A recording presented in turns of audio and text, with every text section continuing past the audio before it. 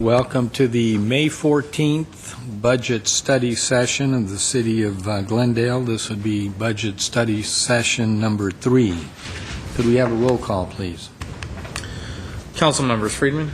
Here. Manukian. Here. Najarian. Here. Weaver. Here. Mayor Quintero. Here. Mr. Ochoa. Yes, sir. We have... If I may just read the item into the record Okay. for... Yeah, please. Report. Thank you. The agenda for the May 14, 2012 special meeting of the City Council was posted on Thursday, May 10, 2012 on bulletin board outside City Hall. And before the Council today is the Director of Administrative Services Finance regarding budget study session fiscal year 2012-13. Budget summaries for the following departments: Public Works, GWP, Community Development, Library, Arts and Culture, Community Services, and Parks and Fire. Thank you. So, all righty. We have for you now a presentation, as indicated on the agenda, of budget summaries for all of our various line departments. What we will do, or endeavor to do for you in short order, is to run through the different summaries for them, give you a 30,000-foot view of the departments, where we think there may be some cuts that can be made. But I want to forewarn the community and the council at this point that although we are midway through May, we don't yet have a great deal of detail as to what the cuts will entail and what the service level impacts will be. That said, you'll hear me talk about it in just a minute, there are ways for us to mitigate against that. Now, the reason why we don't have that level of detail, frankly, is because with the cuts that we are looking to make and the manner in which we're making these cuts, i.e. Staffing cuts, there is an order in which these are looking to be made. We can't know really where we're going until we know where we are with the retirement incentive that Council has authorized us to explore. Haven't approved it yet, but just exploring it. From the retirement incentive, we're able to determine what the layoff impact would be. From the layoff impact, we're able to determine what the bumping situation would be in the departments. So from the bumping scenario, we're able to determine what the ultimate impact on the line level service that is provided to the community. And then from there, we're able to give you a very clear, very concrete idea about what is happening. So again, we're painting with broad strokes. I will give you as I say, the overview of the different departments. Mr. Elliott will walk you through the fund summaries, and the respective department directors will be on hand to answer any questions that you might have. Tomorrow, and I apologize for not having this today, but tomorrow you'll actually have a booklet that incorporates all of the different performance indicators. We are about 3/4 of the way through it with all the different departments, and we'll talk about the importance of those indicators, especially given the level of uncertainty that we have here. But you will have those in your hands to peruse, and we'll set aside time at the end of the study session tomorrow of the departmental summaries to go through all of those indicators. So, that being said, what it is that we're dealing with right now truly is unprecedented times.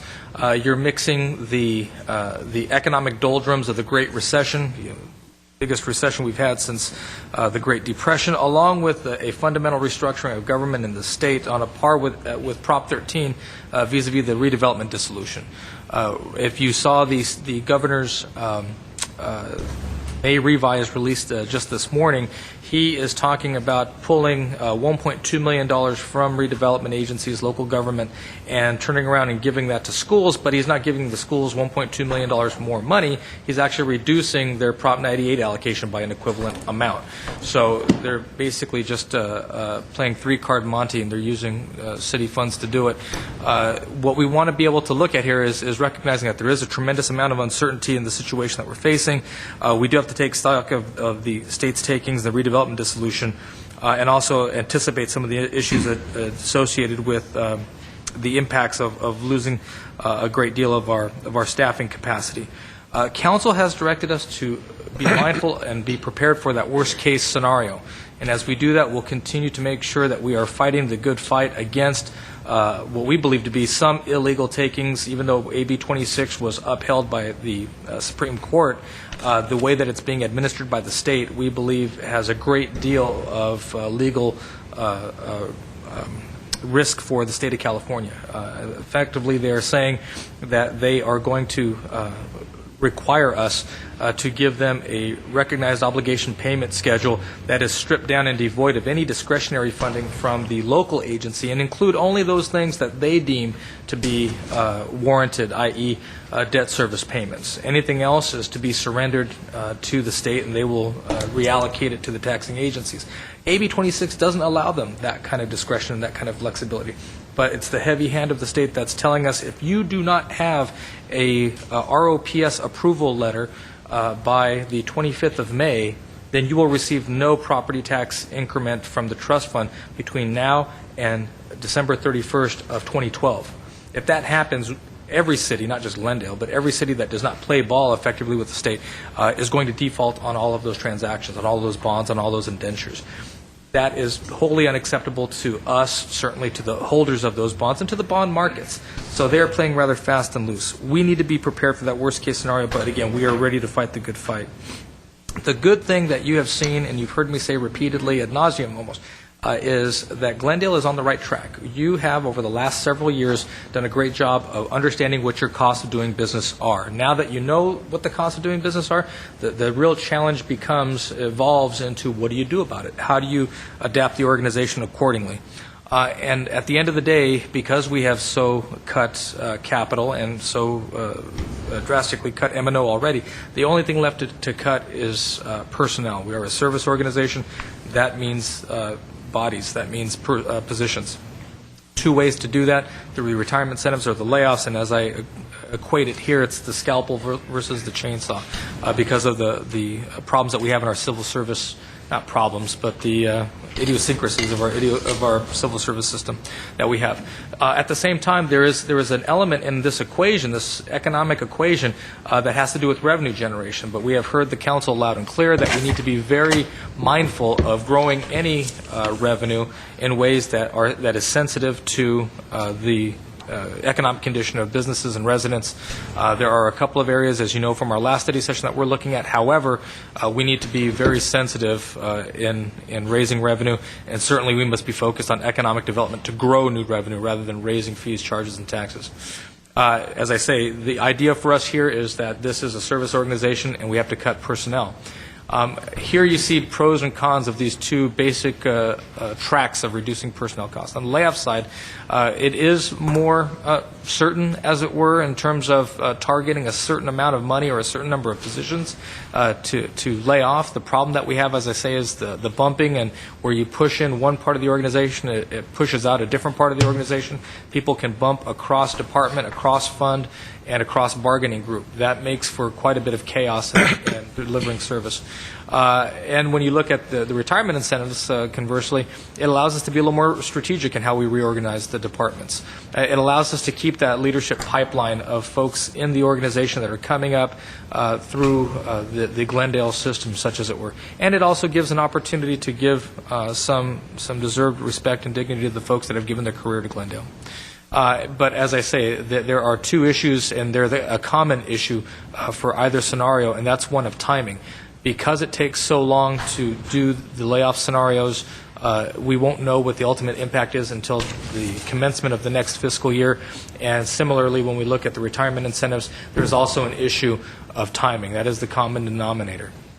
Again, this does speak to the level of uncertainty as we move through this spring and into the summer. Just to give you an overview of what it is that we're looking at with respect to a schedule of performance, what you'll see, based on the first round of budget study sessions and the council's concurrence that we need to be as intelligent and strategic about this as possible, we did work with the employee associations, the affected employee associations, Glendale Management Association, Glendale City Employees Association. We're still having discussions with IBEW with respect to the utility, whether or not they would be part of this, but we did speak to the first two and tried to gauge their interest, whether or not they would be willing to participate in the retirement incentives. We are getting good, positive feedback at this point in time. But as you see here on the slide, right now, yes, sir. We're not offering the retirement incentives to the safety personnel? To who, sir? To the safety personnel? No, sir, we are not at this time. Why not? Because the thinking from staff's perspective is that we could have too great an exodus, particularly police officers, And that position is probably the most difficult position for us to recruit and retain.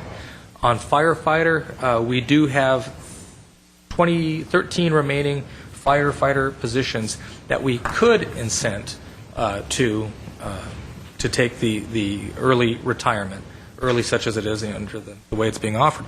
If we were to do that, again, you'd probably have more people than you desire to have retired. And although the PARS tool that we are working with gives us a great deal of flexibility, I think when we start parsing out employees within the same classification, it does get a little bit dicier with respect to somebody saying, well, you're targeting me or you're not targeting me, and they file a complaint in that way. But basically, we're not looking at execs, we're not looking at safety at this point in time. We would like to offer it to IBEW. That remains to be seen whether or not they will participate or allow their membership to participate. As I say, Just so it's clear to the public, execs would mean department heads for the most part. We are offering it to management, general management. yes, sir, and to the extent that we do get members of the GMA whose salaries are proportionately higher than line employees, that helps eat into the general fund gap a little bit more efficiently than just going after line level employees that have potentially or likely lower salaries per capita. When we look at the timing here, again, we're trying to get interest, trying to develop some level of confidence about who would participate. On the 29th of May, we will be back in front of you with a contract for service with PARS, Public Agency Retirement System, for your consideration. This is the first step in actually offering this incentive. Now, the PARS contract, as you'll hear at that time, is triggered, basically. If council decides that at some point you do not want to offer this, you can still pull that back. Just approving the contract with PARS doesn't mean that you have to follow through with the offer, doesn't mean that PARS gets paid. PARS only gets paid as a broker of this scenario if we actually move forward with offering and executing the incentive. With respect to the next time milestones, we're looking at opening the window for retirement acceptance on June 1st, and at this same time is when we will begin to issue the layoff notices, if they are needed, to all of the other employees that are directly affected. So there are some parallel tracks that you'll see. But if we want to enter the coming year with as clean a bill of health as possible with respect to the general fund gap, then we need to send out the layoff notices in early June, have them effective on June 28th, and at June 28th is really when you'll see the commencement of that bumping scenario. So it is not a particularly streamlined process, and it does take a good deal of time. We anticipate adopting a balanced budget by the 19th, but I want you to understand that we will have what amounts to a plug number for that $15.4 million gap. Hopefully all or the majority of that would be made up by retirement incentive. Whatever isn't made up by a retirement incentive would be made up with layoff. Now, that is all predicated on the council wanting to, as we talked about last time, fill that full $15.4 million gap in this coming fiscal year. So what you'll see is the adoption, the start of the new fiscal year, and the retirement window for eligible employees closes on July 13th. And as I say, from 13th, based on who actually goes, people can submit their retirement notice as late as the 13th. From the 16th of July through the 31st, basically, and it will take every bit of time to go through the bumping scenarios and the resulting program reductions. So that budget gap, that plug number that I referenced, will be quite real. And because of that, we'll have in November and in February quarterly budget updates to advise council as to what the success of these budget reduction strategies has been. But you see here that the retirees would resign from employment on August 31st, and become enrolled in the retirement system on the 1st, and September 1st would also be the first day of the layoffs actually taking effect. Question. Yes, sir. I think most, if not all of us, received a letter, an anonymous letter from a employee indicating, obviously, displeasure with the fact that the layoffs are coming. How could we be so heartless, ruthless, and all that stuff? I want to make sure that, the other option that was out there, that's always out there, is a renegotiation of salaries throughout the different unions, the labor groups, as well as possible furlough scenarios that in past years have not been accepted by them when we looked upon this. I just want to make sure that the employees out there and the residents know that this was not, we've gotten to the layoffs because those other things were not accepted warmly or in any other manner in our previous discussions. So if a labor organization wants to make sure that all their members have jobs and do not go in an unemployment line somewhere, that there is an alternative. There are several alternatives to that happening. And we are not the ones who are insisting that the only solution to this is to cut positions in the city. And I assume that that is out there, but I think that needs to be stated that, the irony is that a union, apparently, the best interests are for the membership as a whole, not the individuals who hold the highest amount or to focus on any one individual's paycheck and salary level in any one year. A solution to layoffs is for a reduction, and we've seen that in some labor groups. Fire did it 2 years ago, or a forbearance, a foregoance of salary increases in the years to come. Just so we're clear, and that's out there, that has been always two items that we're willing to discuss, but apparently there seems to be no interest in that, and therefore the only way that we as council and as a city are left to deal with the expenses plugged into these budgets are to start the layoff procedure. Yes, sir. I mean, that's a great point, because when you look at this, that uncertainty exists for everybody in terms of the different players in the scenario. The unions who have previously agreed to effectively cutting wages by cost sharing on the retirement benefit, as well as on the medical benefits to a degree. Well, when you look at their timing, I think they're looking at this saying, well, we're hopeful and even confident that we'll have enough people to take the retirement incentive so we're not experiencing a layoff, and that we don't have to go down the path of renegotiated MOUs and or furloughs, because furloughs are effectively Band-Aid approaches to what is a structural issue, at least the way that we're defining it.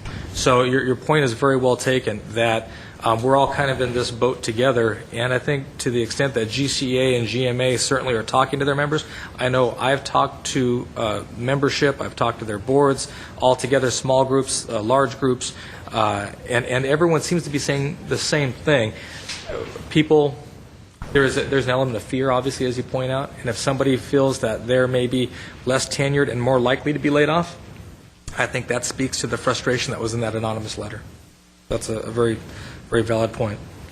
What we, as I say, we're left with, we look at is just this uncertainty, this notion of uncertainty, and as Councilman Najarian points out, the more retirements equals fewer layoffs equals more retirements, and to my thinking, to your executive team's thinking, fewer layoffs equals better service. Now that may sound like a kind of a no-duh type of statement, but the idea here is that if we are able to avoid the wackiness, the confusion and chaos caused by the bumping scenario, we have a better chance of sustaining the level of service that Glendalians, businesses, and residents, that which they desire, that which they become accustomed to.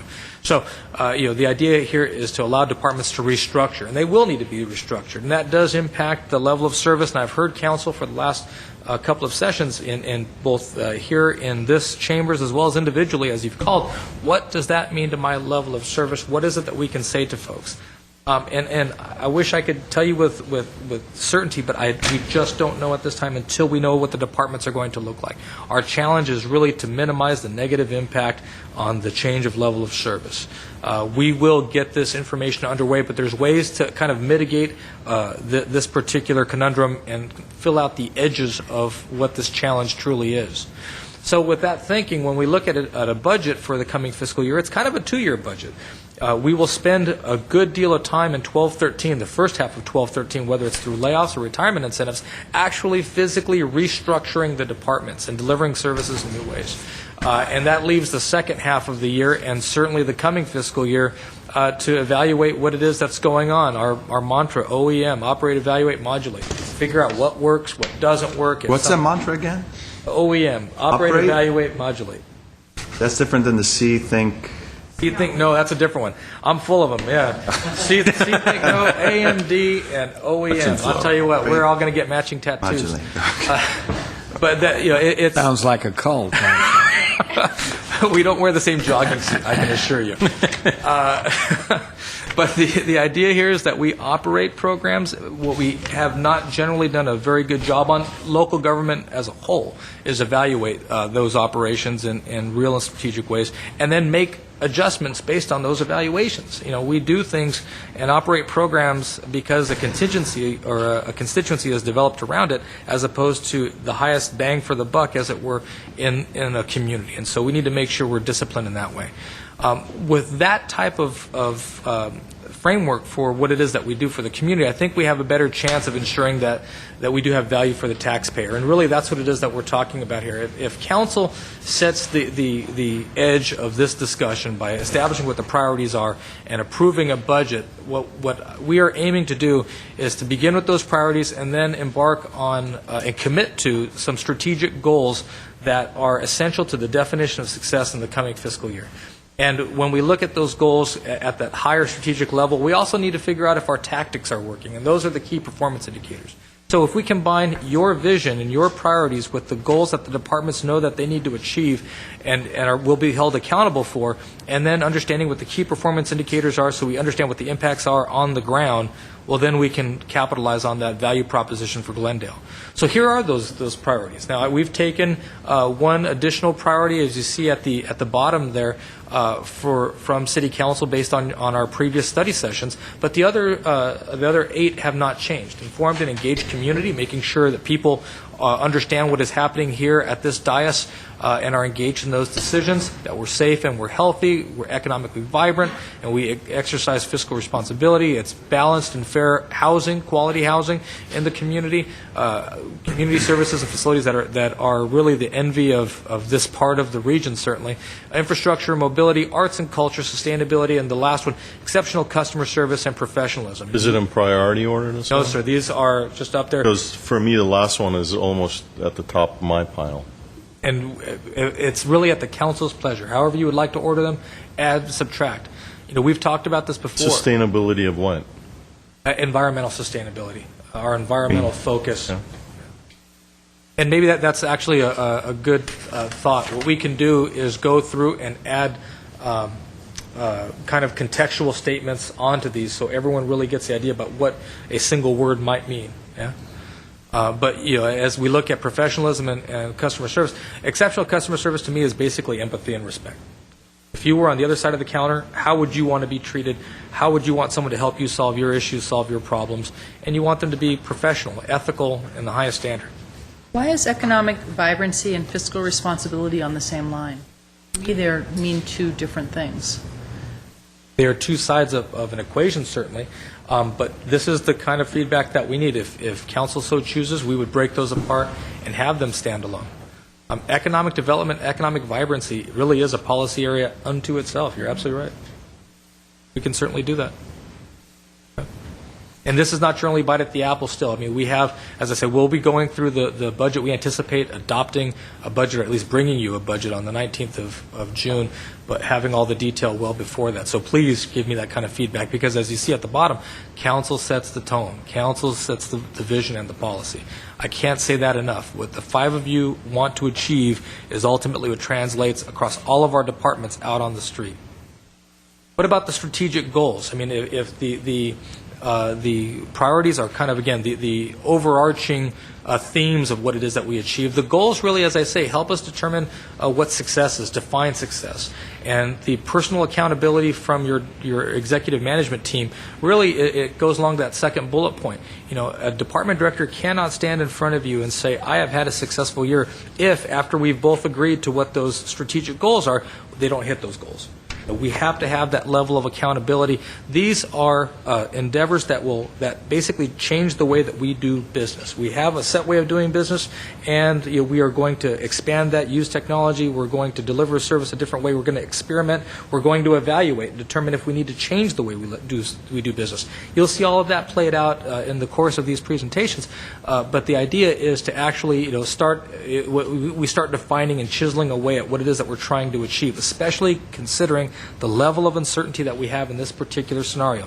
We have the council's priorities, then we have the strategic goals, and as our IS manager, our director Ed Fraga, had indicated very succinctly, these are the outcomes.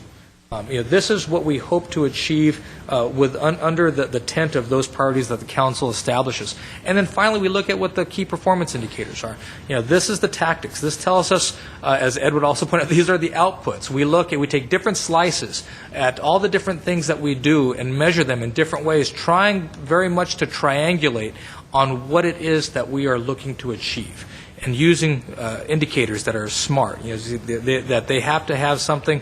My directive to the execs are that if these outputs, if these indicators don't mean something to you about the quality of your business, about what's happening in your business, if you think of this as one large corporation with 14 different companies operating underneath it, then it doesn't mean anything to me. And if it doesn't mean anything to me, then it doesn't mean anything to you. So it's a waste of time to collect this data. If you're going to collect it, it has to tell you something about the way that you do business. So again, we start off with priorities, strategic goals, key performance indicators, trying to measure the different strata of our operations and efforts. But again, there will be impact. We need to understand that 12-13, I hope, I hope and pray that 12-13 is the new base year. We thought 11-12 was. Obviously, it is not. Based on what the state is endeavoring to do and based on the council's directive to be prepared for the worst-case scenario, I have confidence that 12-13 truly is that new base year. Yes, there is not that we will not know, that we can't know. We have to accept this in kind of Zen-like fashion because even though we know that there is a great deal that we don't know, we look at the city of Glendale, and at this point in time, we have been and we will continue to streamline the operations, our cost, our mission, and realize that continuity of our function, of our staff and of our team is critically important. The quality of service is important. And ultimately, we have to demonstrate some level of value to our customers because they are under the same pressures, if not more exposed, than the city of Glendale is. And so we have to be sensitive to that. So when we look at the organization, we know that we need to streamline that organization, shape it down, make it much more robust, and make it fit. That means fewer people doing as much or more, or at least striving to. I can't promise you, and I'd be lying if I told you that fewer people are going to do the same amount, but we will endeavor to do as much or more because we are willing to do things in different ways.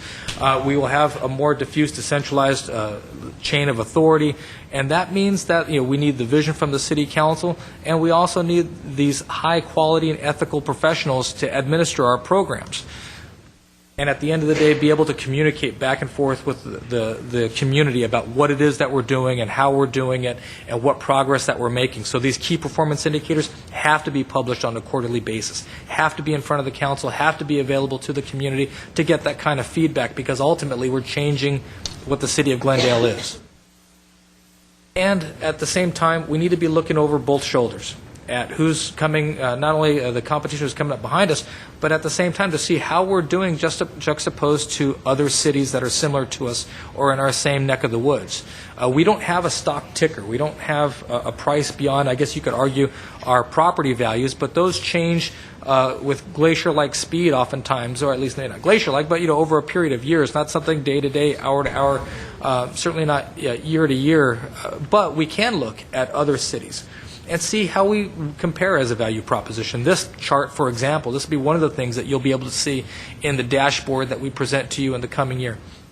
Here we take a look at general fund budgets, recognizing that some of the non-general funds, they vary so wildly in different cities. Total population, give you a per capita budget, give you the total number of employees in the general fund, again, full-service cities, look at the total budget per general fund employee, and then look at the total cost per hour of service.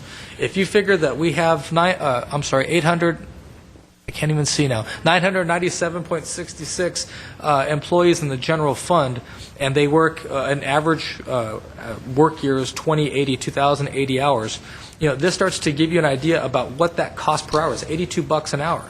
Well, and no disrespect to our good friends out in Beverly Hills, they're at 144. Out in Burbank, they're at 107. Burbank to our west, 77. That tells me that we can slim down, that we should slim down. As we talked about last time, we know that we have some ratios that we need to try to meet to make sure that we're operating as efficiently as possible. But that comparative analysis, being able to confront those brutal facts, are we doing better, are we doing worse than what the market is, and then holding ourselves accountable, that will be key to our progress going forward. So what can you expect over the next day and a half? We'll be looking at all these different departments. At the conclusion of our session on the 15th, we will be providing you that booklet of key performance indicators. If we can get it to you even earlier in the day so you have it as we go through. Again, my apologies for not having it today. You'll have that. We'll certainly share that with the public. That is in draft form, so we can add to it pending what council wants to see. We can subtract to it if it just seems there are some things that are a little bit overbearing.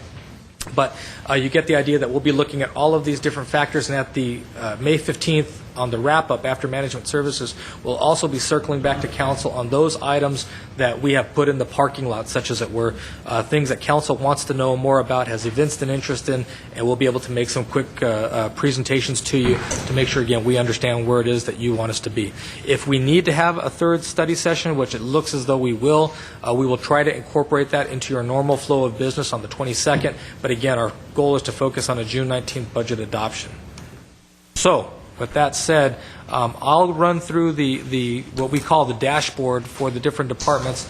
Mr. Elliott will walk you through some of the financials on the different departments. And again, these are summary budgets. And from that point, if you have any questions for either me or Mr. Elliott or the respective department director, they'll be prepared to address them as best we can.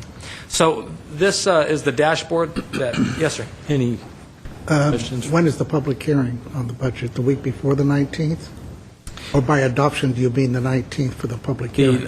We are targeting the 19th for the actual hearing and the vote. Well, the initial hearing, I think, would be on the 12th with adoption on the 19th, but those are Okay, fluid. this was only, it'll be the week before the 19th. The only change to that, sir, would be if things become more clear more quickly, then our goal would be obviously to do it sooner than that. But we believe at the very latest it has to go on the 19th. When July is the deadline. July is the deadline, but it's, Which pushes to 26. if we, If you don't push it, then you'll never make the first. We'd like to be there in time, kind of, belts and suspenders, to make sure we meet that timing. This is the dashboard that you'll see for all the different departments. You see up in the upper left-hand corner the salaries, benefits, costs, capital outlay. Right-hand side, again, because salaries are the biggest chunk of all of our different operations, we break that down for you to show you how the departments break out. On the lower left are the strategic goals. You'll see those in greater detail at the conclusion of each department. And then just to help give you a flavor of what you'll be seeing on the different key performance indicators down to the lower right. So, for example, cost per ton of waste diverted, cost per mile of streets slurry sealed, percentage of failure rate on traffic controllers, cost per mile of sewer lines cleaned. What we try to do is differentiate between dumb indicators and smart indicators. Dumb indicators are not necessarily devoid of value. Knowing how many miles of sewer lines we have is important. Knowing how many of them we clean is important. But I think it's more telling, it's a smarter indicator if we're able to tell you what the cost per sewer line cleaned is. And we can compare that year over year. Glendale, at one point a few years ago, did have performance indicators. We have moved away from them, and I'm here to tell you that performance measurement has to be part of a modern management of an organization this size. So the departments have committed to it. We will be doing this again on a quarterly basis, presenting this information to you. Yes, sir. Couple of things that come to mind as I look at this summary. First is controlling overtime, which is not addressed, and second is an issue that has been not discussed extensively, but I think it should have been, and that's the P-card expenditures. Have those expenditures, are they under control? And because I haven't had any reports on them, we haven't discussed it at the city council level in terms of the policy regarding P-cards. Honestly, sir, I couldn't speak to the P cards. Well, that's okay. I think it should. It's something that you should look at and the council should look at. I don't know if there are still P cards available for departments. I believe there are, yeah. They are, and the expenditures on those cards, are they controlled much more so than they were before? Have they been minimized for urgent items as opposed to everyday expenditures? If I can add, Mr. Mayor, Councilmember Manukian, as you know, our internal audit did an entire study of our P card usage, and a number of P cards were reduced at the time, as well as we studied really the types of uses that the P cards were used for, and we have all of that data and information. At the time that you asked for information some months back, we asked internal audit to go back to re-review to see where we are today. And Michelle Flynn, our internal auditor, is putting a report together for distribution to the City Council, basically being able to answer all those questions for you. Okay. But, to my knowledge... When will we get that? Before the budget study session is done or after? I don't think you're going to get it before the budget study session is complete. No. But we have also been distributing the P-card usage to council members on a quarterly basis, I believe. Yes. Okay. And if I can add, the P-card expenditures are monitored pretty closely by our purchasing manager to look at any abnormalities or frequencies and Excessive, inappropriate, and there are occasions where we do kick those back. okay. And overtime? What we will do is call out overtime separately here as a subset of salaries and benefits, just so you can see it, and then again track it. I know it is an indicator on police, fire, and I want to say GWP as well, but we can add it as an indicator for everybody. I'd like to see that, and with overtime, I think it's more than just the numbers. I'd like to see some reason for the overtime. Sometimes it may in fact be a cost saving for a department, but be interesting to see where it takes place, what section in the department, and why it's used. We can certainly come up with some kind of legend or key that would be able to indicate something that was unusual, that is abnormal if you see the spikes or the drops. And for public works, shouldn't we have the number of miles of streets paved a year?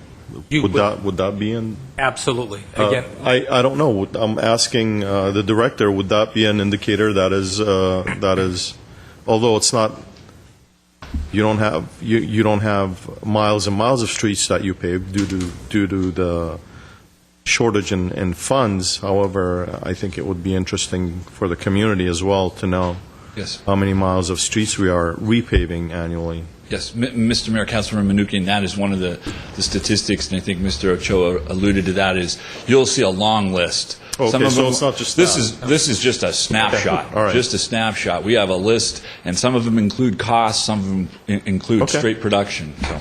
That's fine. I will be very interested in your those larger numbers. departments will have about a page and a half. Okay. Smaller ones, less so. Okay.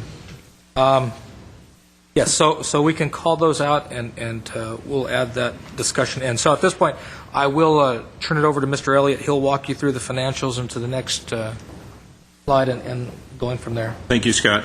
Mr. Mayor, members of the council, the format we're using this year, Scott alluded to, started off with that dashboard, which was a key summary of all the funds and activity within a particular department.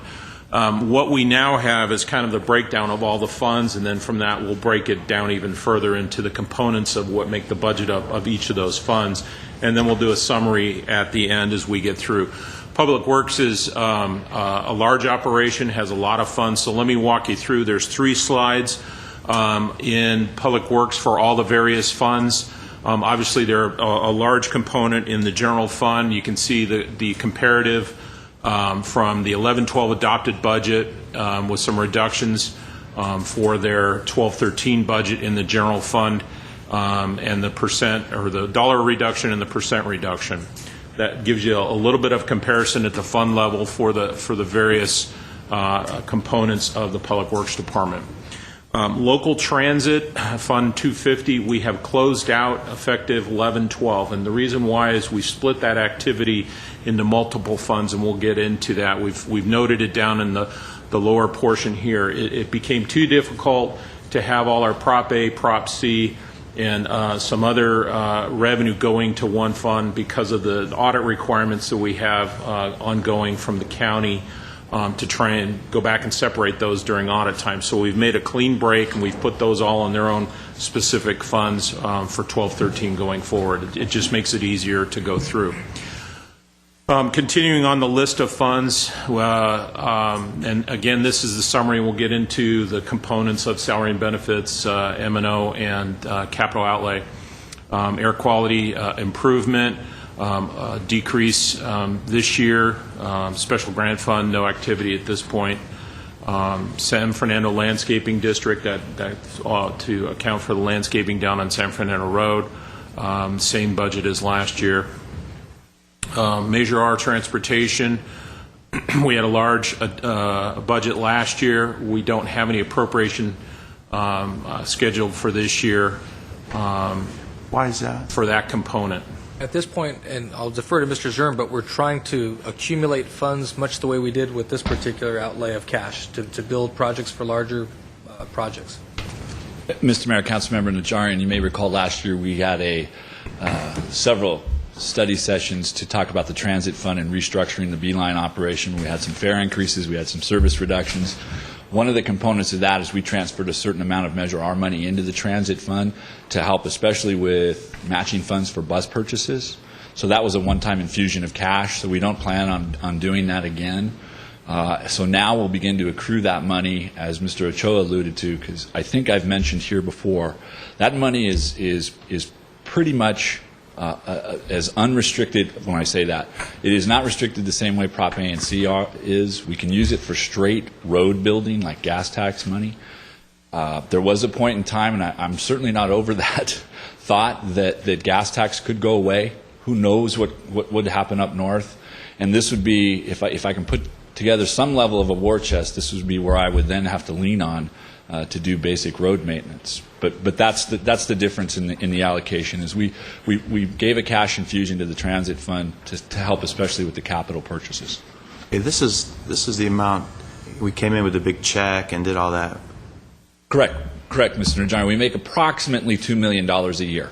Okay. This is the annual allocation, as opposed to the one underneath, which is the capital sub-regional discretionary monies that we received. So that measure, the local return 254, is an annual revenue source for us through Metro. So you're starting to save that up now. We are starting to accumulate that. Right. So not reflected in the budget. Right. So we're not budgeting any expenditures at this time. As I said, moving on to the next slide, Prop A and C are now broken out into their specific funds, so you'll see there's nothing in 11-12 relative to specific funds. The new fund 258, that's basically the Beeline and Dial-A-Ride operation, so we've broken that out, so we have specific funds for those. The capital lease fund, that's... So overall, there's an increase in those funds from 250 to 260, 256, 57, and 58. There's an increase. Mr. Mnuchin, there is, and that's primarily about a $6.4 million for new buses. Last year it was $13.5 million. This year we have approximately $24 million allocated to all three funds. So it's about a $10 million increase. The buses, is off the top of my head, is what the primary. There was also some issue about when we restructured the funds of how the transfers go in between. So let me clarify that, and I'll get back to you. Capital lease fund, Fund 306, that's the lease for the municipal services building earthquake retrofit. This is the debt service fund where the we deposit the revenue from the respective fund. If it was 401 or I think now sewer and then refuse, we'll be funding this component, so we make those last couple of lease payments. 401, that's our capital improvement fund. Not a lot of appropriation under the Public Works, and you'll see that divided up. We covered 401 in general in an earlier study session. These are just the components for Public Works. State gas tax, which can only be spent for roads. You'll see a rather large reduction in appropriation this year. That doesn't necessarily mean that revenue's up or down. It's just a difference in appropriation for this year. Landfill post-closure fund, that's basically a holding account for money that we have to put aside for when the landfill is closed. We have put about $20 million aside in that fund to be restricted for when we have to cap the landfill. So it's basically a holding account. And how much do we need, in your opinion? I don't know what the cost estimate at this point is, but we have to accrue it based on For tonnage put in. post-closure, right. Yes. It's, Mr. Mnuchin, it's based on a formula that we calculate every year. We essentially have to be able to maintain that landfill for 30 years after it's closed. Okay, and do we have any numbers as to, is 20 million enough? That, I mean, No, it's not it's sufficient not. at this point. We had figured at one point it's about $1.5 million a year based on the life of the landfill at that time. so about That- $45 million. Probably, yeah. But what we're able to do, Mr. Mnuchin, is stretch it a little bit because the life of the landfill is actually going up, not down. Because Is it of the prudent not to allocate any funds to this fund at this point? I believe so. That was my recommendation because, in essence, the life of the landfill has grown, not gone the other way. And I think in these tough economic times, this gives us an opportunity to defer that payment for a couple of years while we sort of get our feet back under us. How much do we usually allocate to this fund on an annual basis? 1.5. It's approximately 1.5, but Is that how much we, and historically, that's how much we allocate? Because we didn't allocate anything last year, and we're not allocating anything this year. So Right, I don't know. and- I don't know what it is in terms of. Historically, it's been anywhere from $1 million to $1.5 million. Okay. The GASB requirements, as you fill up the landfill, it's the tonnage versus the capacity versus the time. So you have to recompute this every year, then apply it to the estimate of what we think, or some consultant thinks, is the cost of closing the landfill. That becomes the liability. We have to then fund that liability over time from the time. Understood. Yeah, so I understand. So It's just- it's a moving target, and we haven't fully funded it, but we've got 15, 18 years before we need to have that completely funded. Okay. Where are we in our project with the county, the waste to energy? Mr. Mayor, if we don't need to go back, but one of the strategic goals was for us to finish that phase one of the conversion, and phase one to me would be by the end of next year we will have a firm selected, recommended to you for selection. We will have a project, at least an initial project, proposed, and then have a negotiated contract in place with that firm and then get ready to go from there. As I think you're well aware, Mr. Mayor, there's so many different technologies. Some of them are extremely expensive. We're kind of settling in on one that we think is going to be able to get through the environmental issues that abound in not only Los Angeles County but the state itself, and also one that we think is going to be the most cost-effective for us, at least initially. Some of these are upwards of $750 million, so we need to settle on one that gives us the biggest bang for the buck and also meets the environmental requirements. How much revenue does the landfill generate for us? The landfill on an annual basis generates, we have two components to it. One is a host fee, which goes into the general fund. That's about $2.1 million a year. And the other is a royalty fee. This is the royalty we receive through our JPA with the Los Angeles County Sanitation Districts. That's about 3.5. I think it's a hair under $3.45 million a year. And we use these funds for other purposes? The 2.1 goes into the general fund. For general fund use, the 3.45 goes into, for instance, it's what help pays this post-closure fee, and it pays for other CIP projects. Where we're not allocating any of it to post-closure? Not at least for this year. It'll go into other CIP projects. Should we maybe allocate $500,000 to this fund at this We point? had talked about a small portion. If we do that, that basically comes at the expense of something else. So like this year, we're aiming at putting 1%, the value of 1% of sales tax into CIP. I mean, we could eliminate that and put that amount of money into this fund, but considering that, as Mr. Zern points out, the landfill's life, because of the drop in tonnage, of daily tonnage, the landfill's life has gone up pretty well. We actually have that flexibility to say, okay, we know we have to catch up, but we have time. No, I understand all of that. I just don't want to come back a couple of years later and say, oh, we didn't put anything the last 2 years. We need to put $3 million this year. But I think your safeguard would be that as the economy picks up, as disposal picks up, then you have the opportunity to say, you know what, instead of putting 1.5 this year, I want to put 3 because of the tonnage that's coming into the landfill. So as long as we don't lose sight of it, which is why, even though we're showing zeros across the board, it needs to stay on this list so that you see it each year and we compare that with the amount of tonnage that's being disposed of. Okay. What happens to the closure fund, though, if we get the conversion technology going? Do we still need, is that considered then, let's say you have your conversion device, and let's say we're lucky and it's 10 years from now. Is the landfill then not closed? That's an excellent question, Ms. Friedman, because it all depends on whether we want to venture into other areas like mining the landfill, for instance.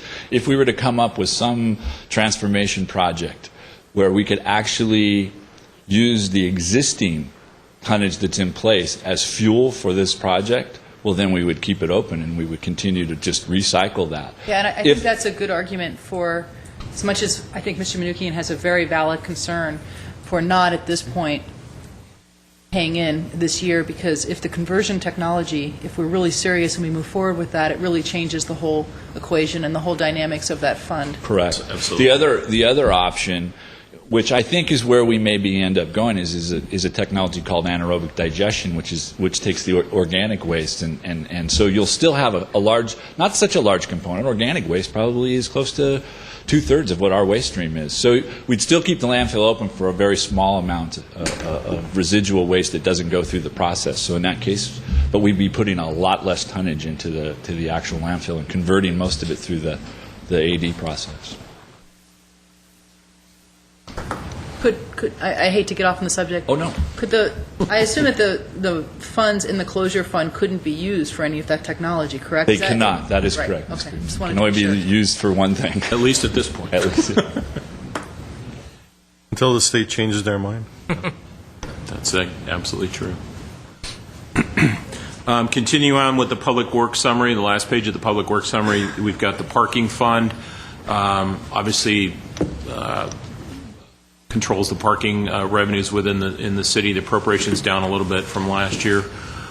Sewer fund, refuse fund, and fleet services, which is the ISF fund. You can see the relative changes from last year to this year. From this point, we wanted to break each fund down into the major components: salary, overtime, hourly wages, PERS, and benefits, to give you a total for each department by fund. Obviously, general fund, every department has, or most departments have, their own operations within the general fund. You can see what the total budget appropriations for Public Works within the general fund is: $10.9 million, almost $11 million, and the various major components of what that is. Can you go back one slide? What happened to the sewer fund? Why did you drop $11.5 million? Mr. Mayor, Councilmember Najarian, we reduced some of our capital projects. But this is the general fund. No, No, the sewer use the fund. sewer fund. Okay. Sewer fund it's just a matter of capacity. How much can we do in a given year? And so this actually was a question I believe Mr. Manoukian raised about how we reprioritize our capital projects, and this was just an exercise we went through. If we couldn't get The money goes back into the fund. It isn't being spent anywhere else. It's just a matter of how much work can we actually get done. And one of my things is that I don't like to see projects hanging out for years where, we come back to you 5 years from now and tell you, now we want to start building that project that you approved 5 years ago. So I try to keep the books as clean as possible with only projects that are within what I call our reach, which is somewhere in a 2 to 3 year period, depending on how we coordinate those with the street projects. So we took a couple of large projects out of here that I think they're probably more in the 5 to 7 year range. We'll come back and have those in a future budget, but we don't need to have them on the books right now. Okay, thank you. Again, we have the next set of 4 slides for Public Works Department, divides each fund down into their major cost components. Again, the general fund component for Public Works is almost $11 million. Air quality is a very small amount of $11,000. We don't have salaries or benefits in a landscape district. Measure R, we don't have any of these, and you'll see where the funds actually do have costs. Moving on to Measure R, nothing there. Prop A for transportation, the salaries and benefits of almost $243,000. Prop C, $302,000, and the B line and dial right about $407,000. These funds have no salary and benefits. And then the last portion of the Could we allocate salaries and benefits to these funds? well, I suppose you could. I'm not sure what they would do though. Yeah. It's just your capital expense, so you'd be moving money from one account to the other, but it's the But same. you're managing these capital projects by In the projects. someone who's getting paid from the general fund. Right. Some of these have in the capital projects funds, we charge and capitalize those costs, but that we don't specifically budget salaries and benefits. We charge out to the project. If there are restricted funds where we're using personnel to administer those restricted funds, aren't we allocating? Yes. Yes, we are. Expenditures? We charge every engineer, survey, inspector, For these everything funds. goes to those funds. If you work on that project, including all the way up to the city engineer, a portion of his salary gets allocated out to the CIP. But we're not budgeting any. We don't budget it this way. Yeah, it's charged out to the project per se. So it depends on what the level of. It's the same. It's the same amount of money. Just it shows up in a different Correct. place. It shows up in Steve's engineering division versus. Each project And it's has a a salary charge separate out. project Oh. number, and so that's the number we do so we can capture costs for APID. So if Right. within gas tax we slurry seal, we want to capture the cost for just slurry seal.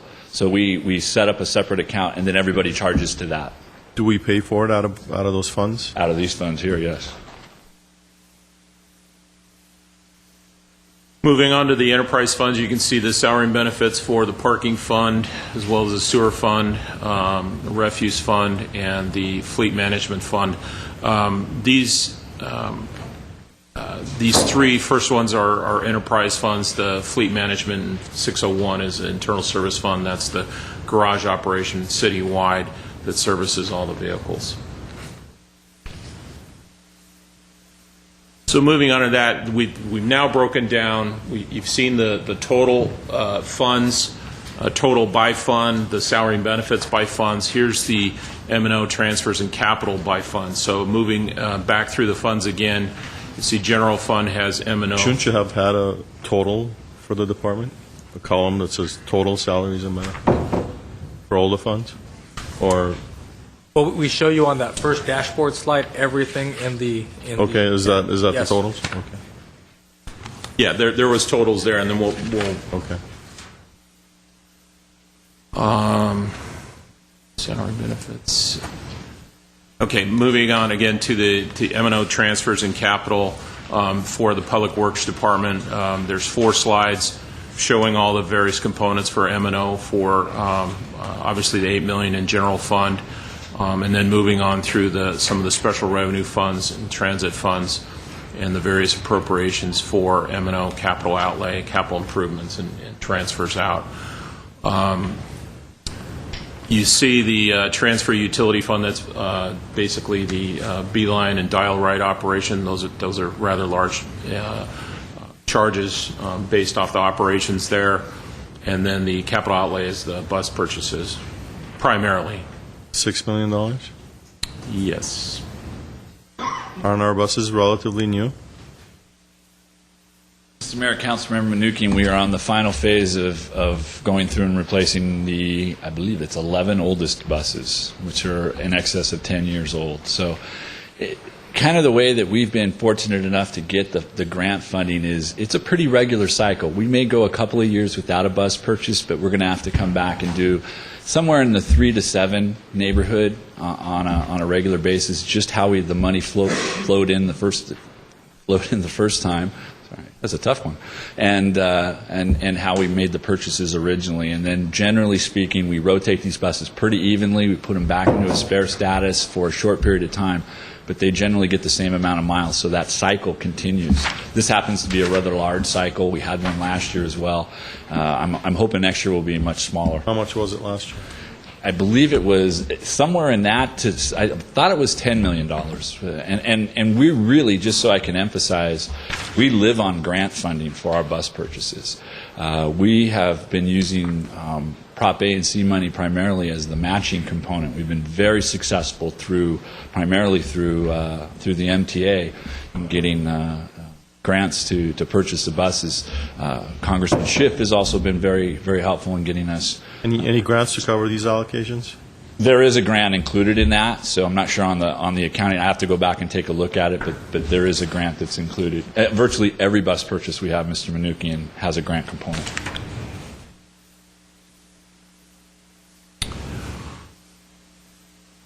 Okay, moving on through the Public Works funds, the Capital Lease Fund, again, that's the MSB lease payment. Some of the $339,000 in the 401 fund, that's the citywide capital improvement fund, the majority of which is in the library, as we discussed in a prior study session. Some of the capital improvement monies for the gas tax fund, $5.3 million, obviously for projects there.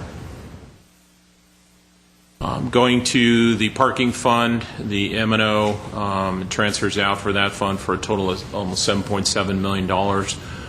Sewer fund at $32 million and broken down with the M&O, which is primarily, Steve can correct me, is Hyperion, and then some of our own CIP projects for almost $15 million. Refuse, M&O, the operation, $11.3 million.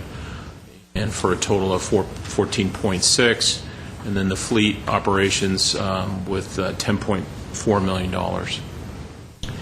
The last component we wanted to show you, and it's again a different slice of the various funds that we have to show for Public Works, and we'll go through this for each department, is kind of a recap of the total revenues to give a complete picture. We've walked through the total appropriations, the components of the appropriations. This shows you the revenues for each fund, what the total appropriation is by fund, and then use of fund balance, and then what our estimated fund balance is at the end of the budget year. Obviously, the component for general fund would not apply because general fund as a whole, but the total appropriation for Public Works in the general fund right now is $18.9 million, almost $19 million.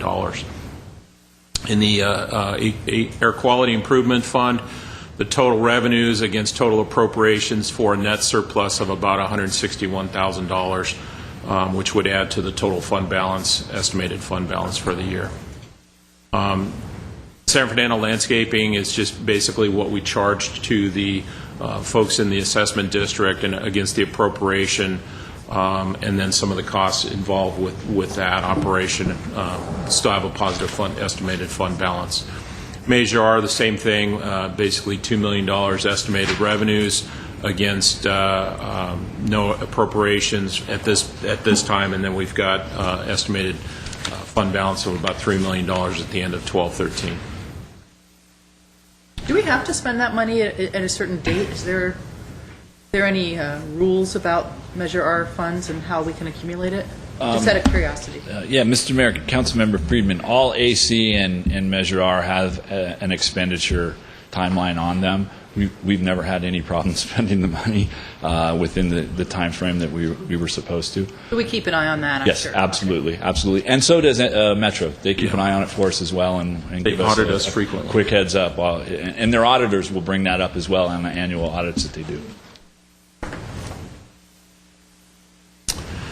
Moving on to the Measure R money, the revenues and no impact at this point on fund balance. It offsets with the appropriation. The Prop A money, the revenues against appropriation, we're actually using a portion of the fund balance, which will be reduced by about $3 million, estimated towards the end of 12/13. Prop C revenues of $2.5 million against appropriations at almost 2.6. So the slight use of fund balance for the year, but we'll still have a estimated positive fund balance at the end of the year. The transit is the Beeline Dial-A-Ride, its revenues in and against appropriation, estimating no use of fund balance at that point. Capital lease, this is just money coming in for the transfers in for the MSB lease against the expenditure. CIP, again, that's all the general fund CIP. The public works component is only the $339,000. State gas tax revenues of $5.5 million against appropriations of $5.3. So a little bit of a surplus. So we'll still have about $10.7 million in fund balance at the end of the year. We do have $250,000 coming out of 401. To go back to the earlier comments. That's less than we would normally put, but we did put some contribution in the landfill closure. So that'll give us over $22 million. That 250 is coming from where again? 401 fund, the CIP fund. So it's part of the 339,000 appropriation? Oh, CIP fund, you have revenues? No, not here, no. I don't think so. These are project appropriations for CIP. That's just a transfer in. So the revenue comes into 401. We transfer this component into 403. But are you showing on 401 on the capital improvement fund 401 where it's Yes. that it's coming out? Yes. And we showed that earlier in Okay. the CIP.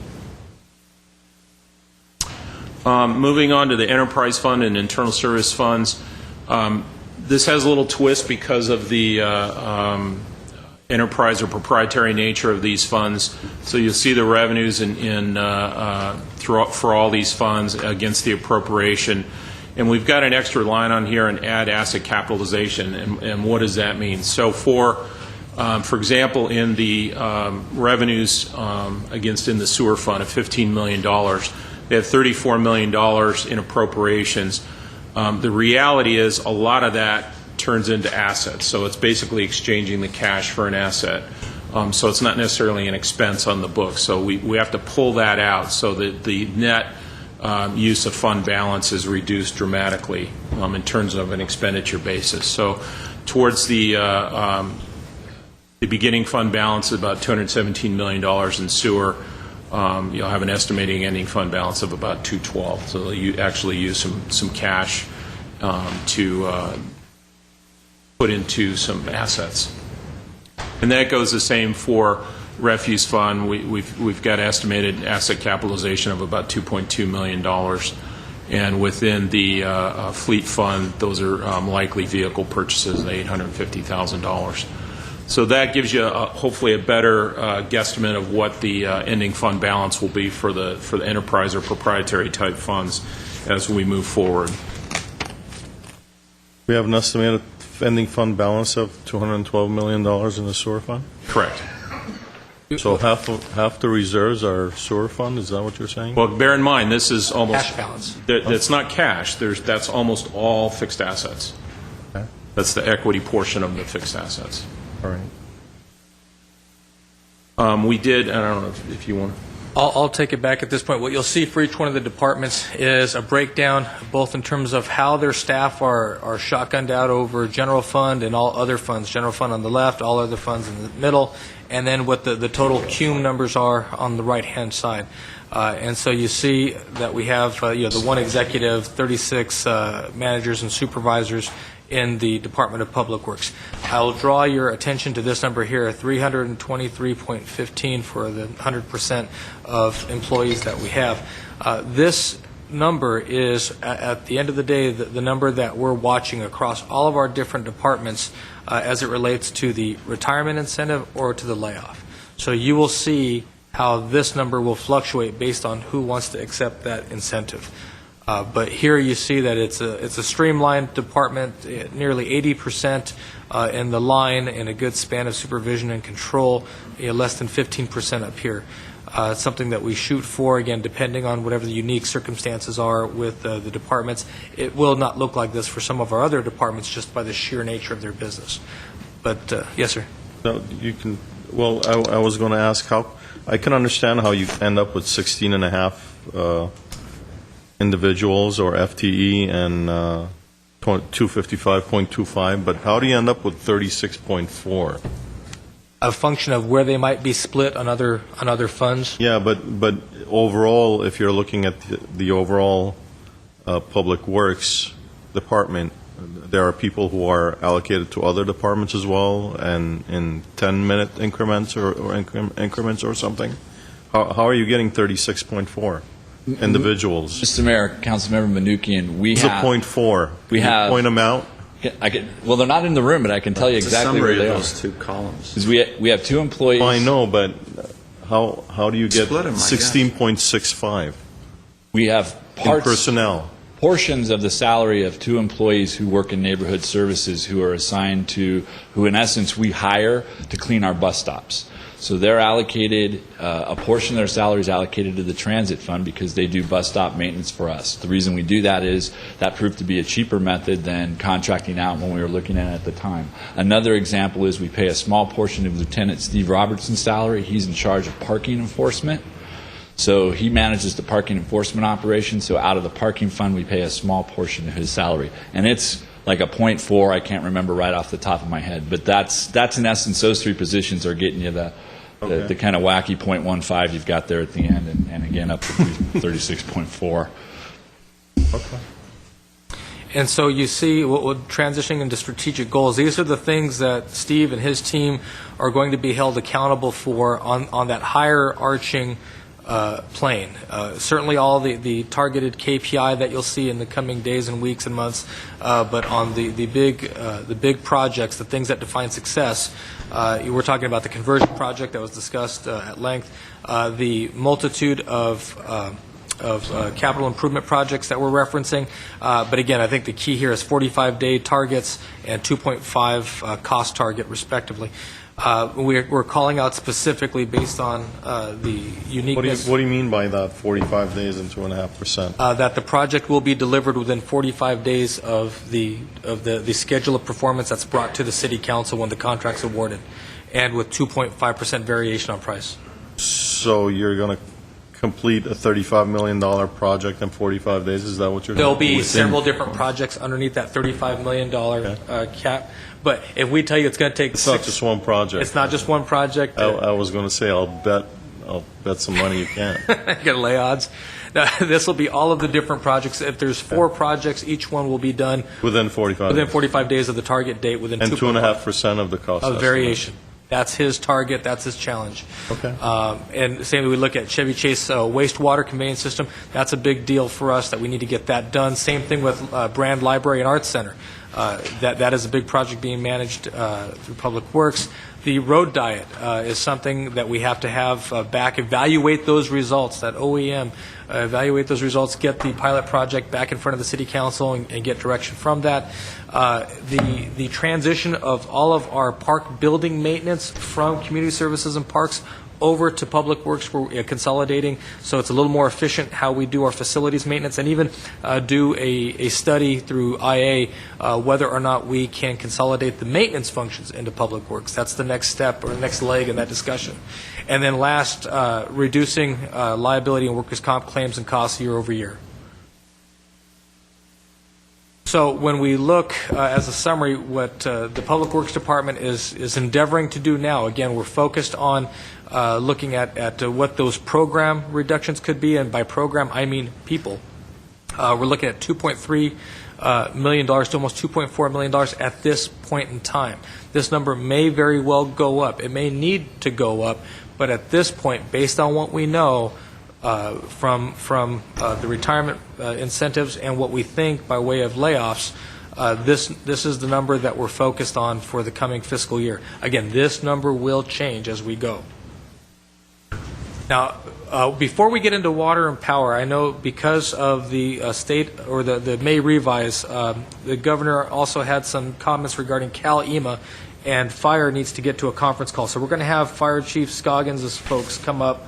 We'll do the same drill, fire drill such as this, through fire, and then cut them loose and come back and do GWP. I assure you, the other departments won't be nearly as long as Public Works, only because Steve has so many darn programs that he manages. What slide number is that? That would be slide 90. 90, for all of you playing at home. With respect to fire, here's their dashboard, $62.7 million total budget, 317 employees. Again, very streamlined, but again, it's the nature of the fire service, a chief, battalion chiefs, and then from there you immediately go into the line supervisors, which are non-management, the fire captains, and a number of hourly employees, as you see through our AO program. Strategic goals are going to focus and revolve around training and making sure that we hit all of our training targets, and looking at our response times, specifically component pieces of response time. You know, when we get a call, 911 call, and we show up on scene, there are elements within it, the time to dispatch, the time to get out of the station, the time from the point where the engine leaves the station to arriving on scene and then getting into administered care and attention to the victim or the person that we're dealing with. So we want to make sure we break apart those response times and compare them critically against our own performance and other agencies. And then a big one that's come up already this year is just in terms of focusing on development services and plan check and finding a way. We think we have a way now. We're getting good feedback on reducing the turnaround time on the fire plan check process, but to see if we, again, that see, think, know mentality, we think this is working, we want to know that it's working, and if it's working very well, we can invest more heavily in that process.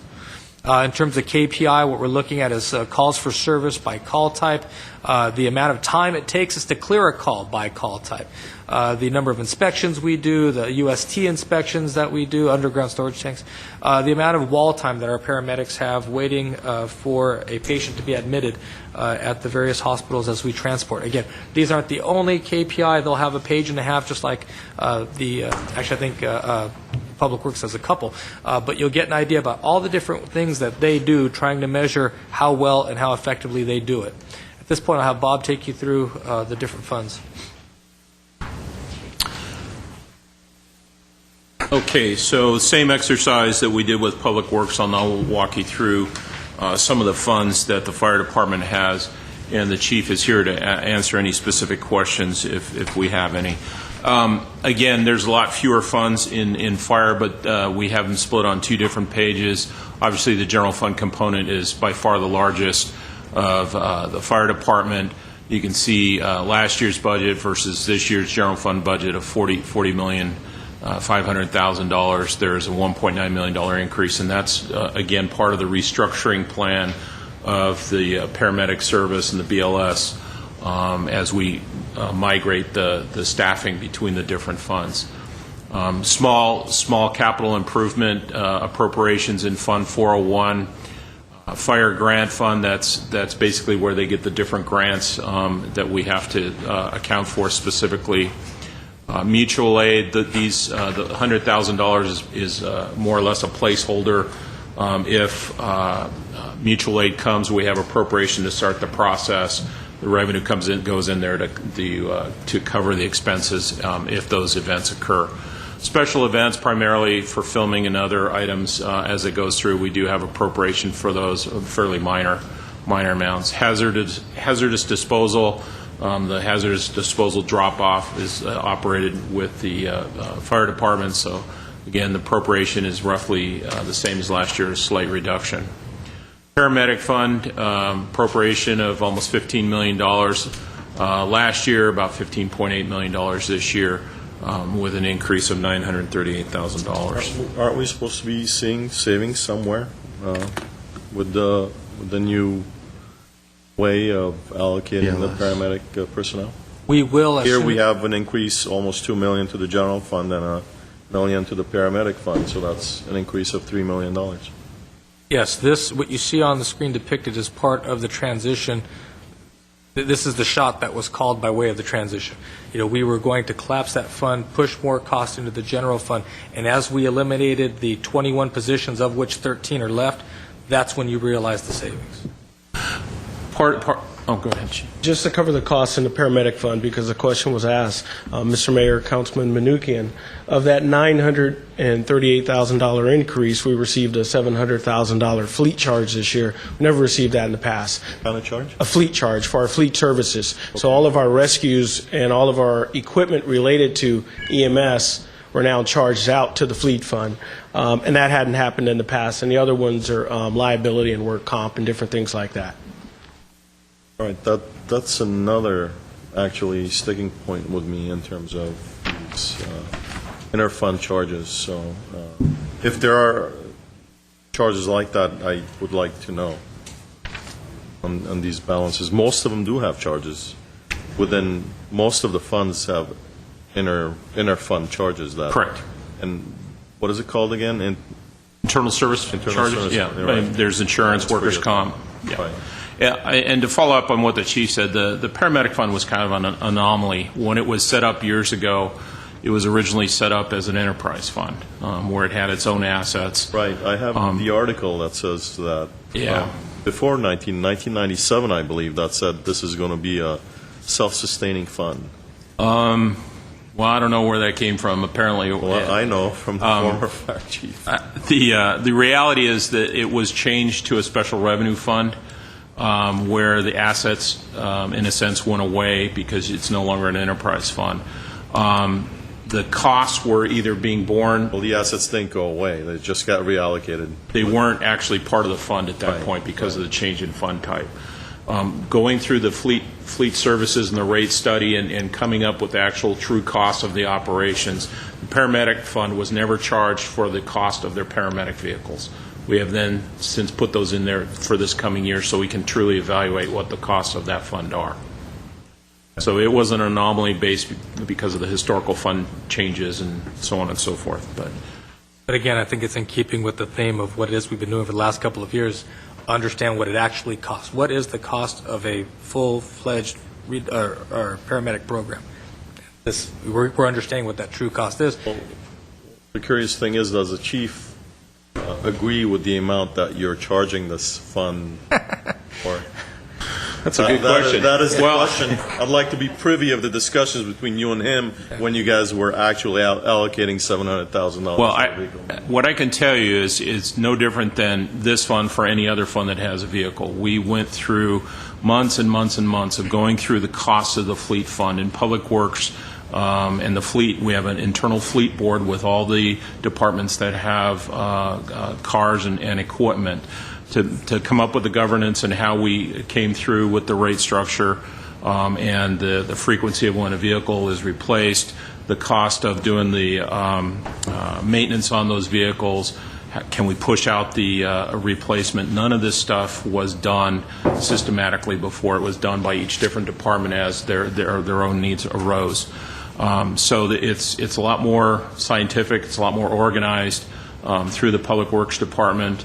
We think we have a pretty good basis for coming up with the cost for all the different vehicles charged to all the different funds and what the costs basically are. the savings that we were expecting, you are basically allocating it to the Public Works Fund. Well, part of that charge goes from here to the Public Works Fund to pay for those vehicles. But it's fully loaded. It includes fuel, includes capital replacement, and everything else. Well, and I think the key is that it is a much more professional approach. And I agree, too. More accurate. And if I may, Councilman Manukian, we did reduce our transfer from the general fund by $500,000, as well as absorbing the additional $700,000. Transfer from the paramedic fund? Right. From the general fund. Right. And as you saw in the last study session, that $1.5 million, that's part of this particular gap. As we transition out those remaining 13 bodies, that 1.5 goes away structurally. So it's part of a longer process. The last fund under the fire department is the Fire Communications Fund. That's the Tri-City operations of the Verdugo communications operations. We have worked with both cities throughout the year. We have quarterly meetings, have gone through the budget, decided all the various capital outlay. The charges are then created to not only the Tri-Cities but all the contract cities for this particular budget. So Glendale's piece is I don't know, roughly about 30%, I think, of the total budget. So there's a lot of contract revenue in from all the cities that use this service, in addition to Burbank and Pasadena, who also help fund this and govern it at the same time. So that fund has a slight increase of $167,000 moving into the 12-13 budget year. So again, going through the salary and benefits by fund, you see the large amount in the general fund for the fire department. Obviously, it's a general fund service. The $19.2 million for salaries, $4 million in overtime, and then the PERS and benefits of 5.5 and 6.1 for a total of $35 million for the fire department. What was the overtime for last year? I don't. Councilman Manukian, the overtime amount allotted for last year was the same number as this year going forward. Last year, we went over our overtime budget just based on MOU agreed days off, and this year we're a bit closer, but we may go over a little bit, but as we continue to scale down the positions, we'll get closer and closer. Is there any way we can get a better control? And I know that some of this overtime is inherent to the profession itself, but is there any way we can get a better handle on the overtime, or is Not without negotiating. Or should we just allocate this as salaries? That's a good point, because that right there is the eternal question. Is it just what it is? What is the cost to have a fire department? There's some detail there that it probably is larger than this number. But at the same time, I think to the credit of what the chief and his battalion chiefs are trying to do, and if there is a means by which to negotiate certain concessions in the MOU, then you can actually shrink that number down. But today, that number, I think it's closer to what the chief is whittling it away down to what it truly is, what it honestly is, and it's something more than what it's been in the past. Okay. Thanks. Moving on with the fire grant fund, we talked about what that is earlier. It's $171,000 in salary and benefits. Mutual aid basically is overtime for the strike team, so that's $97,000. Special events fund, these are amounts that are worked for basically film shoots of $27,000. Hazardous disposal, again, that's the waste or hazardous waste operation that the fire department operates and has a number of people working there. Why do these funds have overtime? They do have small overtime amounts. Oh, but the fire paramedic, okay. Any one of these may have staff working in excess. So if we are fully staffed for hazardous materials, but we do an event, a big roundup, generally speaking, that's going to be on over. That's not the majority of it. It's the other two funds. Right. And you look at the same, the fire paramedic fund kind of mirrors what you see on the general fund, and fire communications, same type of deal. We need to have a minimum staffing of dispatchers in the dispatch center. I mean, the chiefs, is that accurate to you? That is accurate. But don't you allocate based on the needs and where you can minimize overtime? I mean, the fire communication fund, you have the personnel, you can just allocate where you can minimize overtime, basically. That is correct. We do our best to minimize the overtime in the fire communications funds because it not just affects Glendale, it affects all of our partners. But with Verdugo Dispatch, as with many dispatch centers, we continuously run a number of vacancies. And when you have those vacancies, it creates overtime positions. Once you hire a new person to become a dispatcher, it generally takes 6 to 12 months to get them trained up to handle EMD, the dispatching, the radio, the call taking, all the different things that takes place. So they're not really going on their own until the first 6 months of training. So we can't just hire a new person, put them up there. It takes a while to get them up to speed, and that's what contributes to that overtime number.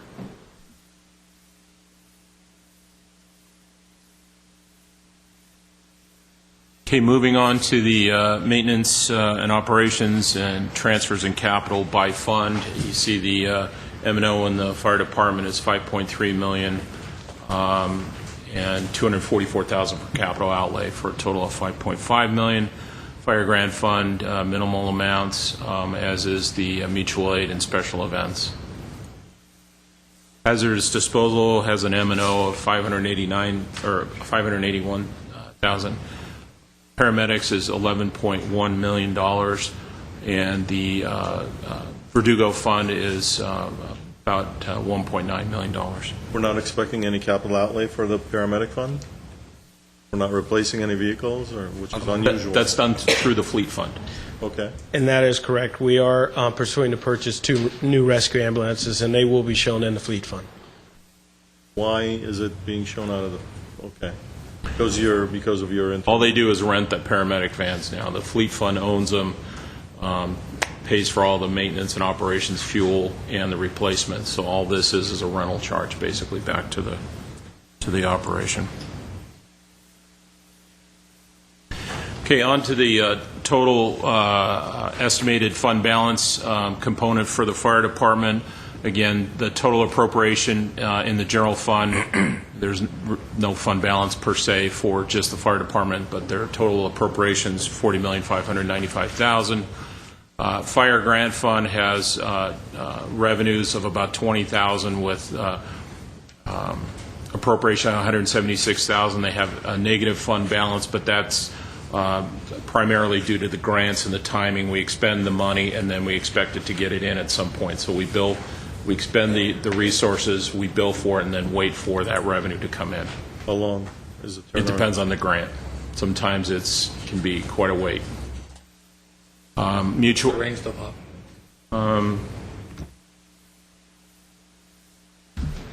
Councilman Manukian, it generally takes between 6 and 9 months to get reimbursed. That's a large number because some of the upgrades to the ISIS radio system, that falls under the fire department's grant category. So that's what most of those are upgrades on the ISIS radio system, and about 6 to 9 months is what it takes. We bill them for the interest that it costs us to. Wish we could. You can bill them. Well, they pay. We could try. They won't pay it. Going through the last couple of funds, the mutual aid fund, again, these are placeholders for mutual aid, and then the special events fund, really it's just in and out for those funds. Hazardous disposal, expecting revenues of 1.7 against appropriation of about the same, very little impact on fund balance, so we should have estimated fund balance is still about $1.3 million. Paramedic fund, expecting revenues of 15.8 against appropriations. So again, we still have a negative fund balance. We're trying to work through that with cost reductions. Once we get that done, the goal is to collapse this fund and put the operations into the general fund. Operations of the fire paramedic fund? Correct. Again, fire. Do you anticipate doing away with the negative fund balance? It really. When do you anticipate resolving that issue? It's hard to tell based off the. Are you amortizing it over 30 years or 10 years? I'm not amortizing it. I mean, it's year by year, step by step. It really is, now that we have full costs, we get a little bit more revenue from the various agencies that we bill. We do have write-offs. Obviously, we can't collect every dollar which we bill, but the cost reduction with the BLS will hopefully reduce the amount of that deficit over time, and then we can, once we get that back to zero or a little bit positive, then we can collapse it and bring it back to the general fund. Fire communications, there's some planned expenditures there, so the appropriation's a little bit higher. Obviously, they're gonna buy, I think, some new consoles and some other items for the communication center. Again, healthy fund balance in the communication fund. So as you see here, it is pretty typical of a modern fire department in terms of the way that they're staffed and where they have the majority of their people at that level. And you also see the rather substantial increase here as a reflection of on the hourly as our ALS BLS program. So it does mirror what you would expect to see of a department this size, albeit with this kind of new paradigm in delivering of EMS services that we think will bear fruit over the coming 18 to 24 months. With respect to those strategic goals for this department, as I mentioned at the top, making sure that we actually do hit all of our training levels for local, state, and feds, And as you see, that's all the different types of training that our people need to be proficient, and not only proficient, but actually have the documentation to show that we did indeed do the training that's required of us. We will be breaking down all of our different response time elements and evaluating those, and just by the same token, we'll be evaluating and having a objective third-party review our improvements in the development services and turnaround time functions that we do with we operate with Community Development Department. We will, as I said earlier, do the comprehensive evaluation of the ALS-BLS program to ensure that it's achieving the goals that were laid out for it at the outset.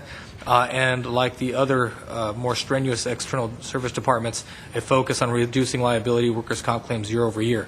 The item in italics that you see, and you'll note on any of the departments, an italicized strategic goal is determined or we're defining as a stretch goal, something that if we can hit, it's value added, but it does not count against the departments if indeed they are not able to achieve it. The reason why something like this is not a standard goal, but more of a stretch goal, is particularly with the fire department. Until we absorb up those remaining 13 spots that we have within the department to finally and fully implement the ALS-BLS program, we're not hiring new bodies. And if we're not hiring new bodies into the fire service, we can't achieve that diversity goal that we're chasing after. If we do get some of those folks in the department to take some semblance of an early retirement, that then opens up the door to hire new people. The new people that we would hire, we hope, reflect the focus on diversity that we have for the department. When we look here at the proposed reductions, you'll see the elimination of a position here and some of the other streamlining that the chief is trying to effectuate. But you'll see that it's a relatively small amount compared to other departments, just based on the hit, such as it is, that the department was taking or has taken as part of the ALS-BLS program. Of course, that savings is stretched out over a couple of years, but it is a reduced amount in this current or this coming fiscal year. We will now jump back, unless there's any further questions for the chief, we'll jump back to GWP. Slide is what? That would be slide, 41. I'm sorry? 41. 41.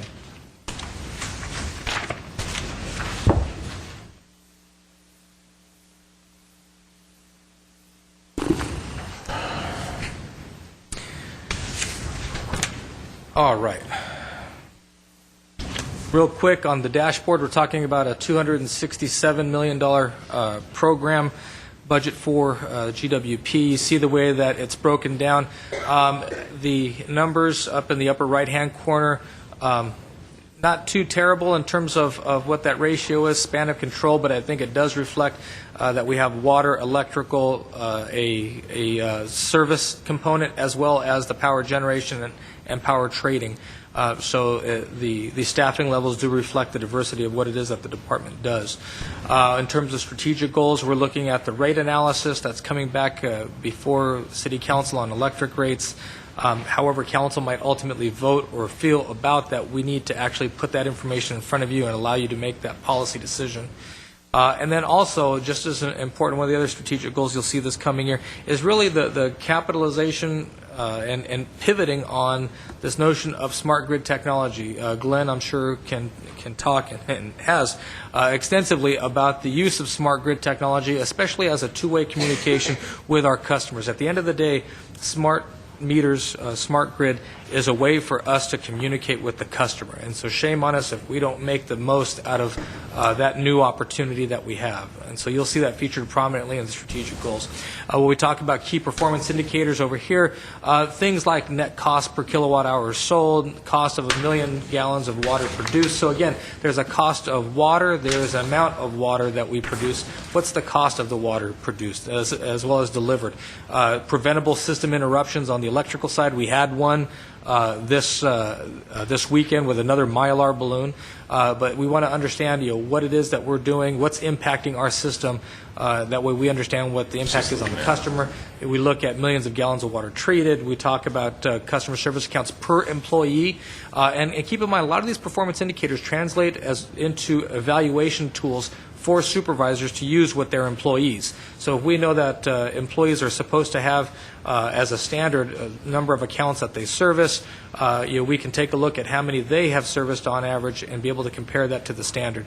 That helps us as supervisors, it helps us as managers, and we try to integrate that into the overall approach to performance measurement. Understanding, of course, that we may have one particular employee that gets all the problem accounts, one officer that gets, one detective that gets all of the problem cases, one building inspector that gets all of the more complex types of building inspections, and so their numbers may be down respectively, but we understand that there's a reason why. And again, we're measuring against the standard deviation from what's expected of our employees. And so you get the idea of what this dashboard is for this particular department. I'll turn over to Bob to walk you through the financials. Okay, Glendale Water and Power, we've tried to simplify this and show the three distinct operations that they have in terms of obviously having the electric operation, the water operation, and then the public benefits operation. You can see the change in the budget from 12-13 from 11-12. The majority of that is on the capital component for each utility, and we'll walk through the different items. We talked about the CIP and what the projects, if you recall, we boiled it down into the critical, not deferred, critical, deferred, and some of the other categories in terms of what they have on the horizon for their capital. This budget does not have any of that built in other than the critical items that they could not defer for both electric and water. Any subsequent items would be pending, as Scott alluded to, any sort of rate increase and or bond issue as we move forward, but this budget does not include either of those components.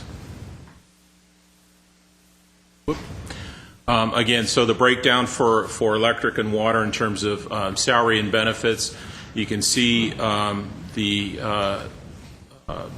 what the various components are in terms of salary overtime. There is one added item down here, and you'll notice the estimated savings of $10.8 million. This is roughly the amount, the value of what the reductions would have to be to get a balanced budget in the electric utility, primarily through salary reductions, meaning layoffs within the electric fund. If there is no revenue increase or bond issue in which we can utilize some of that labor for capital projects. Breakdown for water, roughly $11.1 million for salaries and benefits, and then the public benefits fund, which funds some of the rebates and other programs that we have, is about $500,000. So again, the M&O for the electric is $162 million. That's primarily the purchase of electric, and same with water. And the capital improvements, these are the items that we've whittled down to the critical not deferred of roughly $4.7 million in electric and $3.5 million in water. Transfers out, this is the transfer to the general fund from the electric utility. Total M&O of $188 million in the electric. Is that a decrease from last year? This is down the $250,000 from last year. So it was $21,107, I believe. This is reduced by $250,000 from last year. And then the percentage of that, we look at that as a percentage oftentimes. The total percentage of the total transfer? Right. Is 13%? Yeah. And how does that look historically? This is, you recall, we were at 19.1. Right. I mean, that was a number. It depends on the sales of the utility. Right. What's occurred, Councilman Najarian, what's occurred is we have held constant the transfer for the last 3 years, and our revenues have dropped dramatically from about $188 million in 2009 to about $150 million last year. So that the percentage has increased because our base has decreased. However, a decade ago was about 11,000, 12,000 transferred. So the last decade it went up. A million, doubled. about 11 million. Yeah. Yeah, that's correct. And so part of this budget, you'll see, as it was pointed out, our effort is to certainly to cap the transfer, to make a good faith deposit on reducing that transfer through the $250,000 that you see reflected here, and then over time begin to drop that number down in a way that makes sense to the overall operation. So ideally, we are down around an industry standard, which would be what, Glenn? In California, the industry standard is approximately 7.5%. So we would be looking, as Mr. Weaver had indicated, to bring that down closer to that 11, 12, $13 million number, which is good for the utility, and it's also good for business. It makes our electric rates much more competitive with surrounding agencies, and it's something that I think over time, we need to be able to do. And so with the 10 million that you're short, placed against, you may have a slide for that, placed against the 20 million that's transferred, leaves a 10 million net surplus. Correct.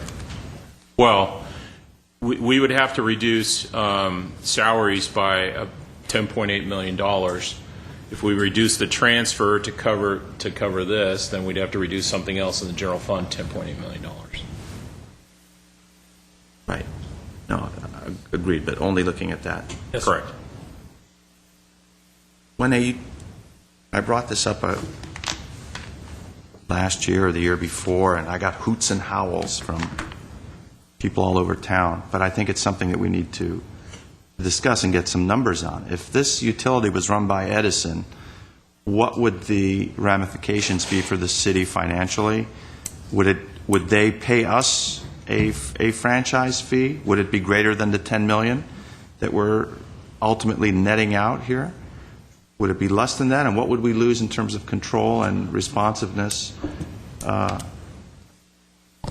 Hoots and howls. You weren't here. I got hoots and howls on YouTube and everything. Look, Nigerian wants to sell the utility. But I think it's a question we have to ask. So it is a question that you have to ask. I'm not sure you have the answers today for that. There's many facets to it, but at some point in our discussion, I'd like some basic information on that. In the context of presenting you with a rate case for the proposed increase in electrical, we will have that comparative and replacement analysis for you. And while some people may look at that and say, well, that's unfathomable, it wouldn't happen, it could happen. And it's a real alternative that we have to look at. So there's no two ways about it. That is, I mean, there are many cities that have That's true. Southern California Edison providing them their power, and they there are apparently cities have the lights on most of the time. Sure. Maybe not after the big windstorm. Of course, that's something that...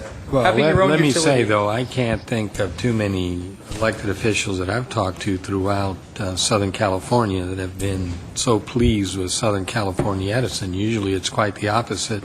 They ask questions about our utility and how they can go about becoming a municipal utility, which is next to impossible. Irvine managed to pull it off, but the others aren't exactly.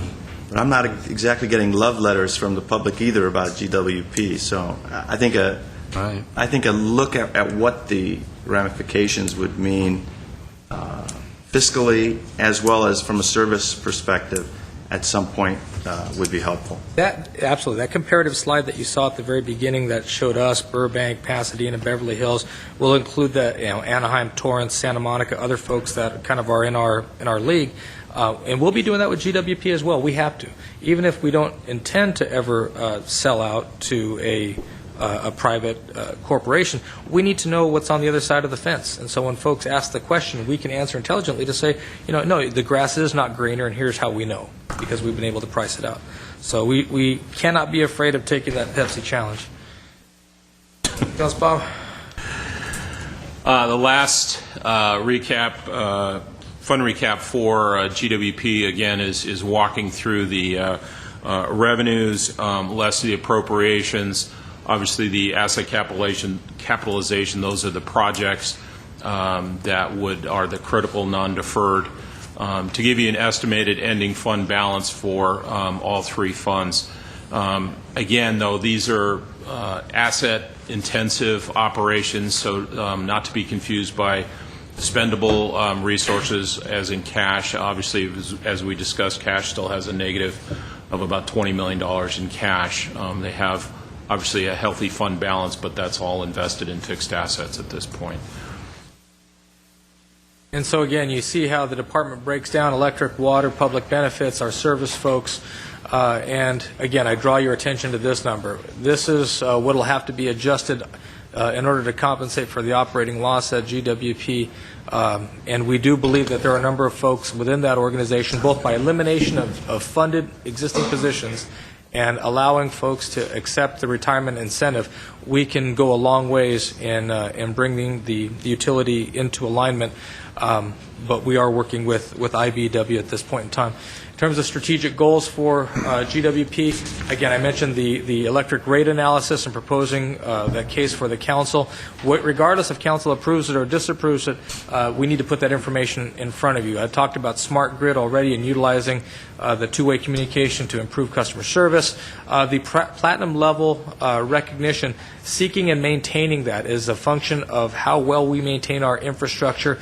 That is I was going to say gold standard, it's more the platinum standard for purposes of a municipally owned utility, and kind of taking in conjunction with the rate increase, whether or not council would be willing to do a bond, and if so, we would argue now is the time if you were going to borrow money to borrow it today. It's cheaper than it's ever been, as are the construction costs. When we look at other things that we expect from GWP this coming year, publishing a quarterly profit and loss statement, again reflecting the unique nature as this quasi-governmental, feels in some cases like a private utility, and we want to be able to represent that to the community with year-over-year statements of how they're doing. And as we saw in the other external service, heavily field-intensive operations with liability and workers' comp claim reductions. And then also to help council as part of the strategic plan that GWP has already prepared and is abiding by to publish its ROI study, return on investment study, to help guide that future capital investments by city councils. Stretch goal for them would be increasing their energy trading yield by 10%. The amount of money that we bring in from selling one-off contracts and supplies of natural gas or electricity based on the work that's being done by Steve Lenz and his group. But that basically all contributes to our need to reduce costs by about $11 million in GWP. Okay, on the home stretch for today, we've got, actually I take that back, there's three more. Moving We're right on the along. back stretch, not the home stretch. We'll bring up community development, and then I'll turn it over to Bob, and if you have any questions, Hassan and his team. What, do you want to take a short break? Sure. I know you like numbers, so do I, but Okay. We are at your disposal. those numbers get scrambled. All right. All right, we'll recess for a few moments. Let's make it 10 minutes. Thank you.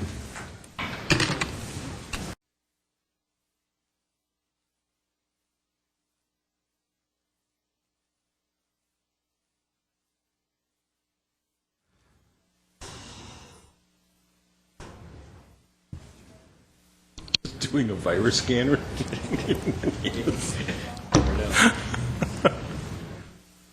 All right, there we go. That was weird. Okay, we are back from a brief recess from Budget Study Session Number 3, May 14th. Mr. Ochoa. Yes, sir. We will press on with a discussion on the Community Development Department. Up on the dashboard, you see a $44 million department, and this really is a tale of two departments because this is the department that was hit earlier this year, and they're still in the midst of this transition with the loss of redevelopment. So in the upper right-hand where you see personnel numbers, that's after the 29 positions were cut through the dissolution of the redevelopment agency. So they're down around the 121. Interesting, you can see the profile of what the different business lines of the departments are, specifically here in this area with community development, a larger technical professional operation that reflects the planning and building engineering side, and then it kind of goes on from there into the non-management and hourly. But it gives you, again, a good idea of what the outline of these departments are. In terms of strategic goals, because of the drastic reductions in this department, reorganization and cross-training is critically important. It's something they have to get done in order to be successful. But we're also looking at a few other things, again, in recognition of the changes that are impacting them. Benchmarks for neighborhood preservation, looking at the development review process and understanding, are we doing a better job or not as good a job, especially considering the transition that's afoot. And then on the economic development side, trying to make sure that we are putting resources into economic development, setting aggressive targets, but at targets that are attainable nonetheless. In this case, reducing office vacancy rates by 10% over 5 years.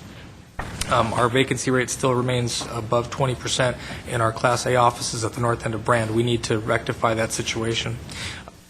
Why? I mean, that's a very, and I've said time and time again, it's like trying to push a rope. I mean, so much of it is driven by the brokers, by the property owners, by their intent to resell their building in the future with regard to setting the rates for leasing, and that, I think, is a primary driver of vacancy.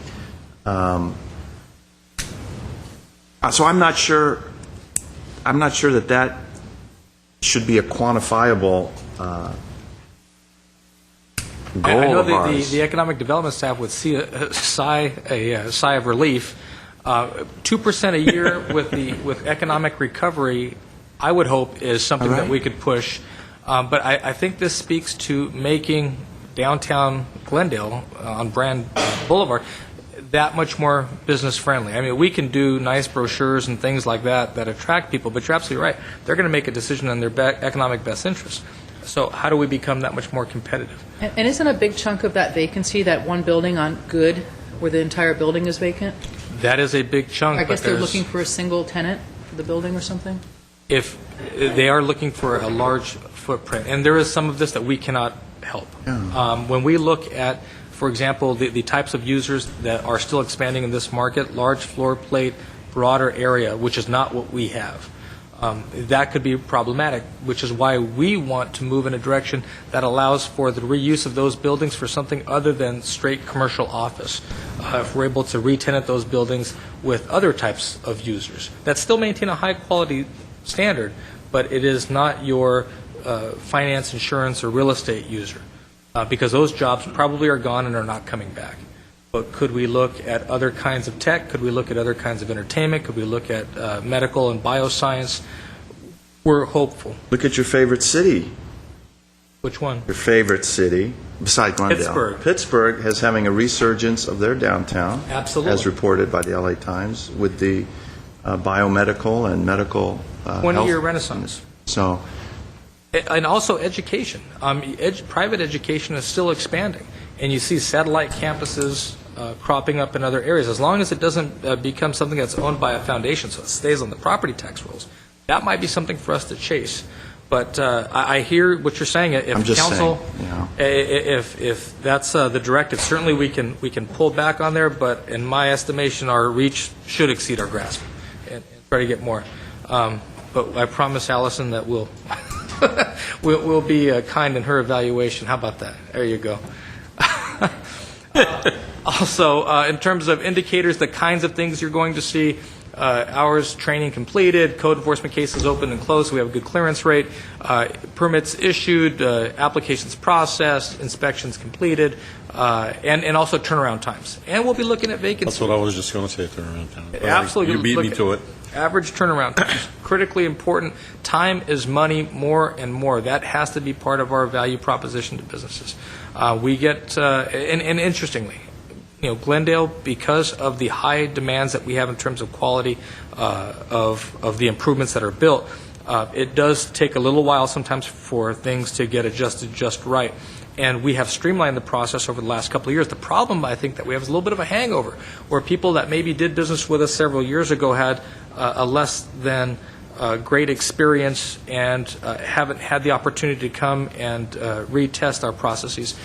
So we're anxious for that to happen. We're anxious to really test through a third party folks who are in business with us and what they say about the quality of service that they provide. And I don't mind confessing, it's something that makes us very anxious just because of the cuts that we are enduring in this department to make sure that our folks get it right. And so we need to have good people at that front door to understand and process those applications, because increasingly they're getting more and more complex, even the smaller projects. Nothing's ever easy anymore. With that, I'll have Bob take you through this rather brief presentation, then we get to the home stretch. Thank you, Scott. Moving on to community development, as Scott pointed out, the items on the dashboard. As you can see, the year-to-year comparison, there's a lot of dashes on this side of the ledger. Those were all the former redevelopment funds, and you can see the variance of what those funds had in the budget last year. The larger an increase in the general fund. Yeah, there is an increase in the general fund, and that's primarily some of the staff that were part of the redevelopment agency that we have moved back to economic development and so on and so forth. So that accounts for the majority of the increase in the general fund here. CDBG reduced from last year. Housing assistance is primarily your Section 8 is $30 million. That's one of the largest funds or the largest fund of community development. Home grant is 1.2, obviously a considerable reduction from last year. An affordable housing appropriation of $220,000. Second page, these are all former redevelopment agency funds that we had last year, nothing budgeted this year, for a net reduction of $57 million in the complete community development budget reduction. So how does that break down? Again, the salary and benefits by fund, obviously the majority of these are in the general fund of $9.1 million, a little bit in the CDBG of $359, $2.2 million for housing assistance and home, about $220,000, affordable housing income at $214,000. Breaking it down into M&O transfers and capital, these are the maintenance and operation budgets for the various funds, again, primarily the general fund, and then the housing assistance, Section 8, $28 million. That's all for voucher programs. The fund recap for community development, again, doesn't apply for the general fund, but they have appropriation of $11.4 million. The most notable one, again, is the housing assistance at $30 million. They still have a little bit of fund balance of about $2 million. That's pretty much it for community development in terms of the fund summary. A lot of reductions over last year without the redevelopment agency. And so again, what you see here is the department by the numbers in terms of the staffing. One thing I didn't mention is here on the non-management, you do see a rather large number of folks there. A good slug of those are going to be involved in our Section 8 program in terms of the folks both doing the consultations as well as the inspections. But at the end of the day, this is a department that has been much slimmed down from what it already was. But again, the idea of eliminating those redevelopment positions, the cuts that have already been levied upon this department, basically just take this department, put it in the general fund for the most part with all the other general fund departments. Now they're in the process of understanding who might retire and thus who might have to be laid off, and then ultimately understand where that 121 goes and how far it goes down. Yes, sir. It just seems that the management, supervisor, and technical professionals in this department are much, as a percentage, are higher than the other departments. Yes, sir. Do we address that in any way, or is that a necessity? It generally is when you look at especially as an advanced community development and planning shop is what we have.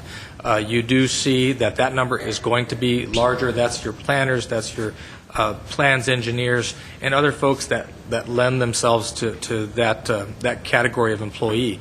I do think that you are going to see the bulk of your retirees come from that area as well. So one way or another, that is being slimmed down. In terms of their strategic goals, I mentioned the notion of the reorganization, and again, the catchphrase there, exceptional customer service. How do we treat the big project, how do we treat the small project, and how do we ensure that everybody, regardless of the size of their project, realizes that notion of empathy and respect. That is the challenge for the department going forward as we retrain different people to take on new tasks. When we talk about benchmarks, what should the profile of our neighborhood service or neighborhood preservation program be in terms of the inspections? How do we know that they are being as effective as they should be, not being effective enough, being overzealous? I think that comes from looking at past practice, looking at surrounding areas, and measuring our efforts against the marketplace, such as it is. When we talk about turnaround time, and the key words here on this third bullet point, certainty, clarity, and turnaround time. Again, to the extent that time is money, and to the extent that we have folks that want to get their plans through. I just want to know when it's going to happen. I understand it's going to be so many days, weeks, or months. I understand it's going to have a certain cost. But I need to know as a developer when it's going to happen, and to be able to follow through on what our comments and assurances are to the development community, and get folks out in a short amount of time. With as little corrections as possible, because we've refined all of our entitlement review processes. Mr. Mayor, just one comment. And a lot of times when I get comments from individuals in the community regarding plans or design or whatever, it's always, they told me to do this, I went and did it, and then they went and, they told me to do something else. It's important. The advice that I give the community members whenever they go to any department and they get some sort of direction, I ask them to have it in writing. Can we make it a policy to have any comments regarding design or permits or anything be given to the community member in writing, so that it's kind of clear, kind of piggybacking on what you're saying, so that it's clear for the individual what he has to do and where he has to go? I believe so. Well, it's easier said than done. A lot of times, for example, the kind of comments that you may be hearing from some architects, for example, they meet with staff with the intention of getting their plan to a level that staff can recommend approval to the design review board. Sometimes there's interaction between staff and the architect on maybe several different ideas on how they could probably make that change. And then the architect and the client might go and decide which one of those options they might want to take. And they come back with a version. That is a part that it would be extremely staff-intensive, more staff-intensive than it is right now, to put that kind of comment in writing. Each time you would want to write that, it would be akin to a staff report to the DRB. I would say that it would put everybody on just take away the opportunity to interact. It would not help the process. If that is what you would like us to do, we would. I tell you that it will not cut down on the number of issues, and it will not resolve issues much more quickly. Let me ask you a question. If an individual came and your staff member gave him directions saying you have option A, B, and C, and they went and chose out option B and came back to staff at that point, staff brings up an option D, would that happen? No, it doesn't happen. What happens is that they bring back what their version of option B, and staff says that's not the option B. That's the whole point. Then it's not clear. I understand it's difficult, maybe to put things in writing, but I don't see writing down a few comments in a memo saying that if you lower this. And my comments were not necessarily for design review. I understand design is kind of subjective, but more in terms of process and permitting as well. I think for the benefit of the planning and building operations in general, being able to list out a handful, whatever the points are, there's an element of covering oneself there. As Hassan points out, the developers and designers are trying to do as much as they can for as little as they can get away with. To minimize the cost. Absolutely. I understand. And therein lies that trait. At the same time, especially what we see with the smaller projects, is that there's an emotional attachment from the homeowner. They want their kitchen to lay out just like so, or their pool to lay out just like so. And so the designer, because they want to keep that client, doesn't want to tell the client, well, I can get it done, but it has to be this way. They tell the client, yeah, sure, let's go knock heads at the Department of Community Development. And that, I think, as Hassan points out, is going to probably happen no matter what. I do like your idea of being able to write out a couple of a summation of what our meeting is. Right, not a 24-page, summary of what. Sure. In terms of bullet points, 4 or 5 bullet points, if that's what it takes. I think or even that 10. probably gives our staff the ability to go back to both the client, the designer, developer, architect, builder, as well as any other decision-making body to say, here is the record of our interactions. Right. And let me be clear as well. Many times, professionals blame staff for their own shortcomings, and I think it's to the benefit of staff as well to kind of protect themselves from such claims to have certain things in a summary format saying this is what I told them on this day. That's not what happened, at least to the client. Right. So that it doesn't come back saying that, staff told us this, and it then, and then they change their mind. No, I think there's a lot of merit to that. What we can do, I think that we did flesh out some of the detail to make sure we fully understand where you're going with it. But let us bring back something to you, because, again, I think that helps everybody and clarifies the process. Yeah. And I don't know if this goes under strategic goals, and certainly don't want to turn it into things we don't like about the community development department. But some of the complaints I hear are also just things about kind of reasonableness as opposed to a strict reading maybe of the code, and things that really homeowners who are in older homes can't accomplish because of older homes and non-conforming conditions, and kind of being stuck between not being able to maybe repair or do something that would actually benefit their house without having to go through huge amounts of engineering or code revision or planning, board approval. So if there's a way that we can have some discretion to allow things that are reasonable and not large scale to be administratively, with senior staff being able to look at them, I think that would really help the process, as well as being sure that when staff recommends certain things or tells somebody that they have to do something, that there really is a reason for it, as opposed to just a staff member thinking that they would like it. That makes sense. If I may, Mr. Mayor, Councilwoman Friedman, the ability of staff to make discretionary approval or adjustments along the way, we have brought several different versions of that in the past. The most straightforward version was up to 10% flexibility administratively on certain standards. And then, we had the issue of rooftop equipment, just giving you 2 examples.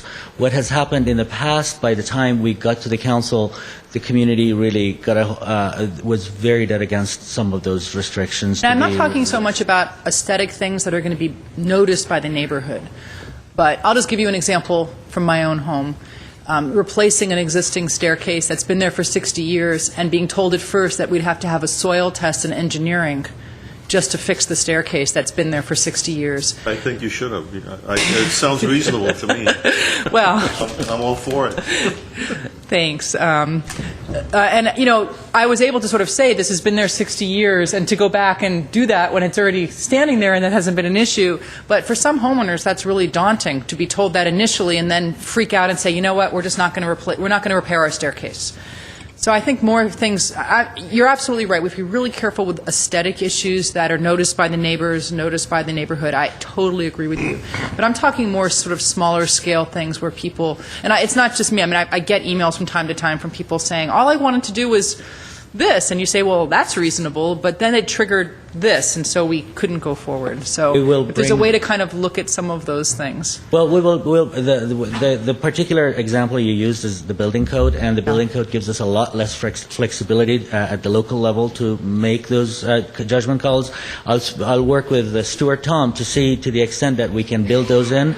That's a very common problem with the building code, that we can change the zoning code, but the building code will not correspond, and that is One an thing issue. triggers another. But to the extent, as we talked about at the beginning, that if we're going to be able to keep as many of our qualified, good folks in the organization, because we aren't doing the layoffs that push them out, right? We have this balance over the long term. Well, then can we allow them the discretion, push down and diffuse the decision-making authority to those lower levels and get more accomplished at that level? And that means that we have to give up some level of control, both from the dais and certainly from Hassan's office and my office.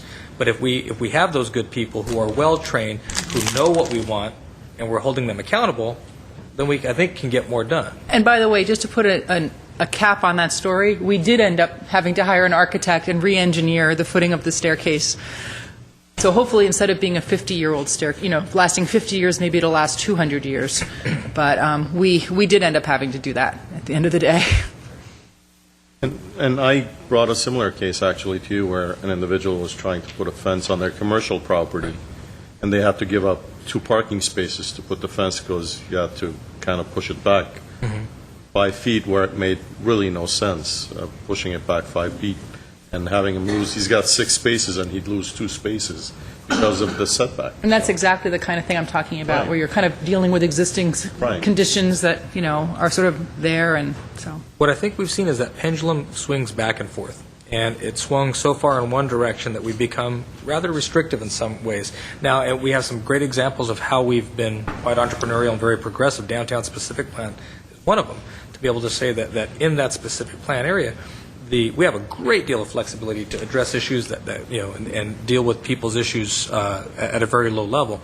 Bringing that kind of understanding to a broader range of our customers, it sounds like that's where council wants to go. And we did do that with the San Fernando corridor, too, where we were Right. running into similar issues as buildings transitioned from being industrial to being more white-collar, and running into a lot of those kinds of issues there, too. I had a similar one, soils report required.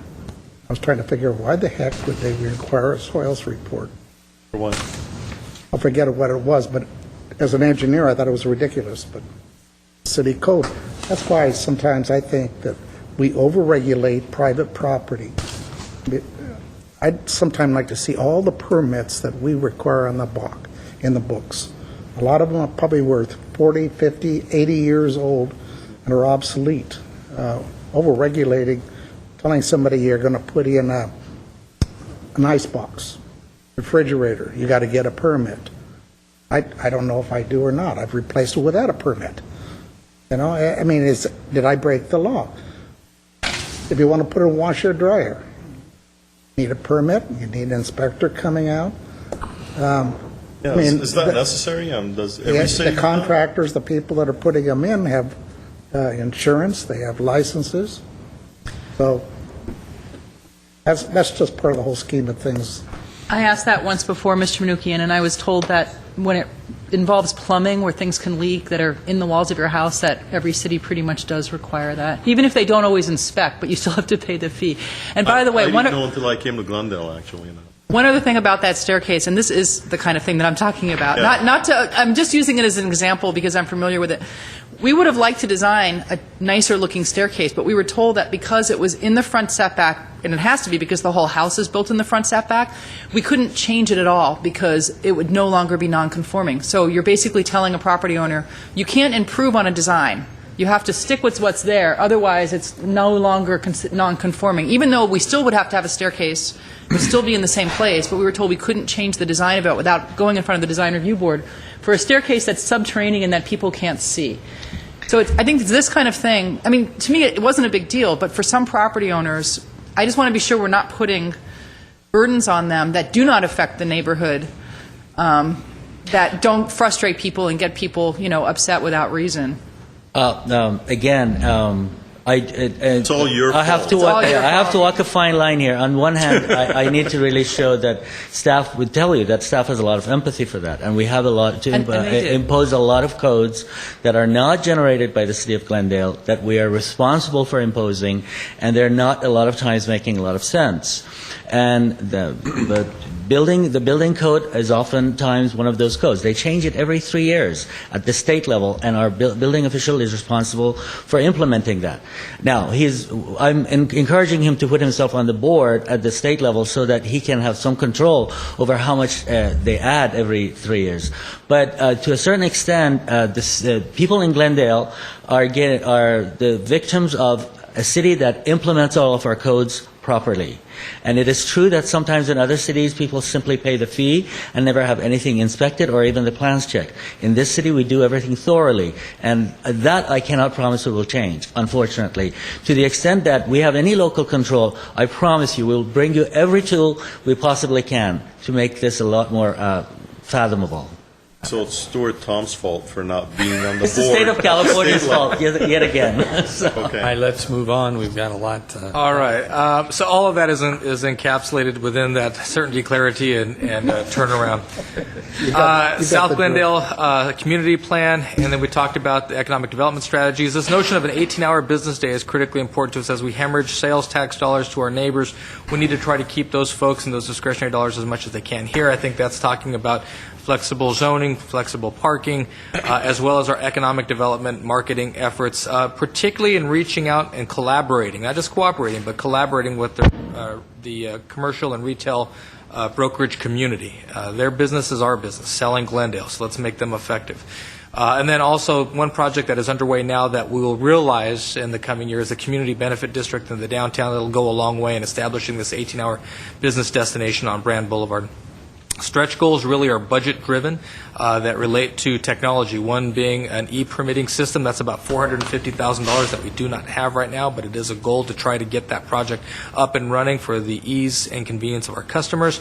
And then lastly, this notion of a web-based kind of WebMD type of program that folks can self-diagnose their neighborhoods and find resources to helping them help their neighborhoods. It's something that can really engage our community in new and innovative ways. So again, what are we looking at? $1.5 million in proposed reductions, $453,000 in primarily housing operations, but those numbers most assuredly will change as we go forward. What is the decrease in the budget in numbers due to the redevelopment takeaway for this department? For this department? For the year? Staff? In terms of everything? Program, staff? About $6 million, right? $7 $7 million for the department. Okay, so just to point out for the public that things like rising personnel costs, that was all something that was foreseen. But as of beginning of last year, nobody could have foreseen a department like this taking a hit like that, basically by the actions of our state legislature and our government. I think anybody who would have seen that last year, certainly nobody said that to us, and I don't think there's anybody who had a crystal ball to see that happening. Up next, DLAC. Yeah. The Department of Library, Arts, and Culture. We're trying to come up with a cool-sounding name for it. I guess DLAC probably doesn't do it. Okay, the library next? Library. This is where we're going to have the real cuts. This is Okay. the real and true. No. We are trying to make sure we preserve all of our quality of life services, thus the issue of retirements is so critically important. $13.5 million total budget. Here, I think what you're seeing is a reflection of a multi-branch library system, as well as a fully staffed technology operation within the department. But you see a great number of hourly employees as well as non-management employees, rather low for a library this size on technical professional. But basically, we're looking at almost 85 employees that we have full-time equivalent. Strategic goals focusing on the integration of the cultural operation that the council recently vested the department with. The outreach initiative really is a function of both what we do at a branch level, but especially with Brand Library coming into focus, we need to make sure we put our best foot forward. And expanding digital services as well as our art program and establishing that, I think, are critically important for the library. What was the library budget last year? Last year, I'll show you. 12.8 million. 12.8. 12.8? Yes, sir. Gone up. It's a high ratio of managers to non-management compared to some of the other departments, isn't it? It's a little bit higher.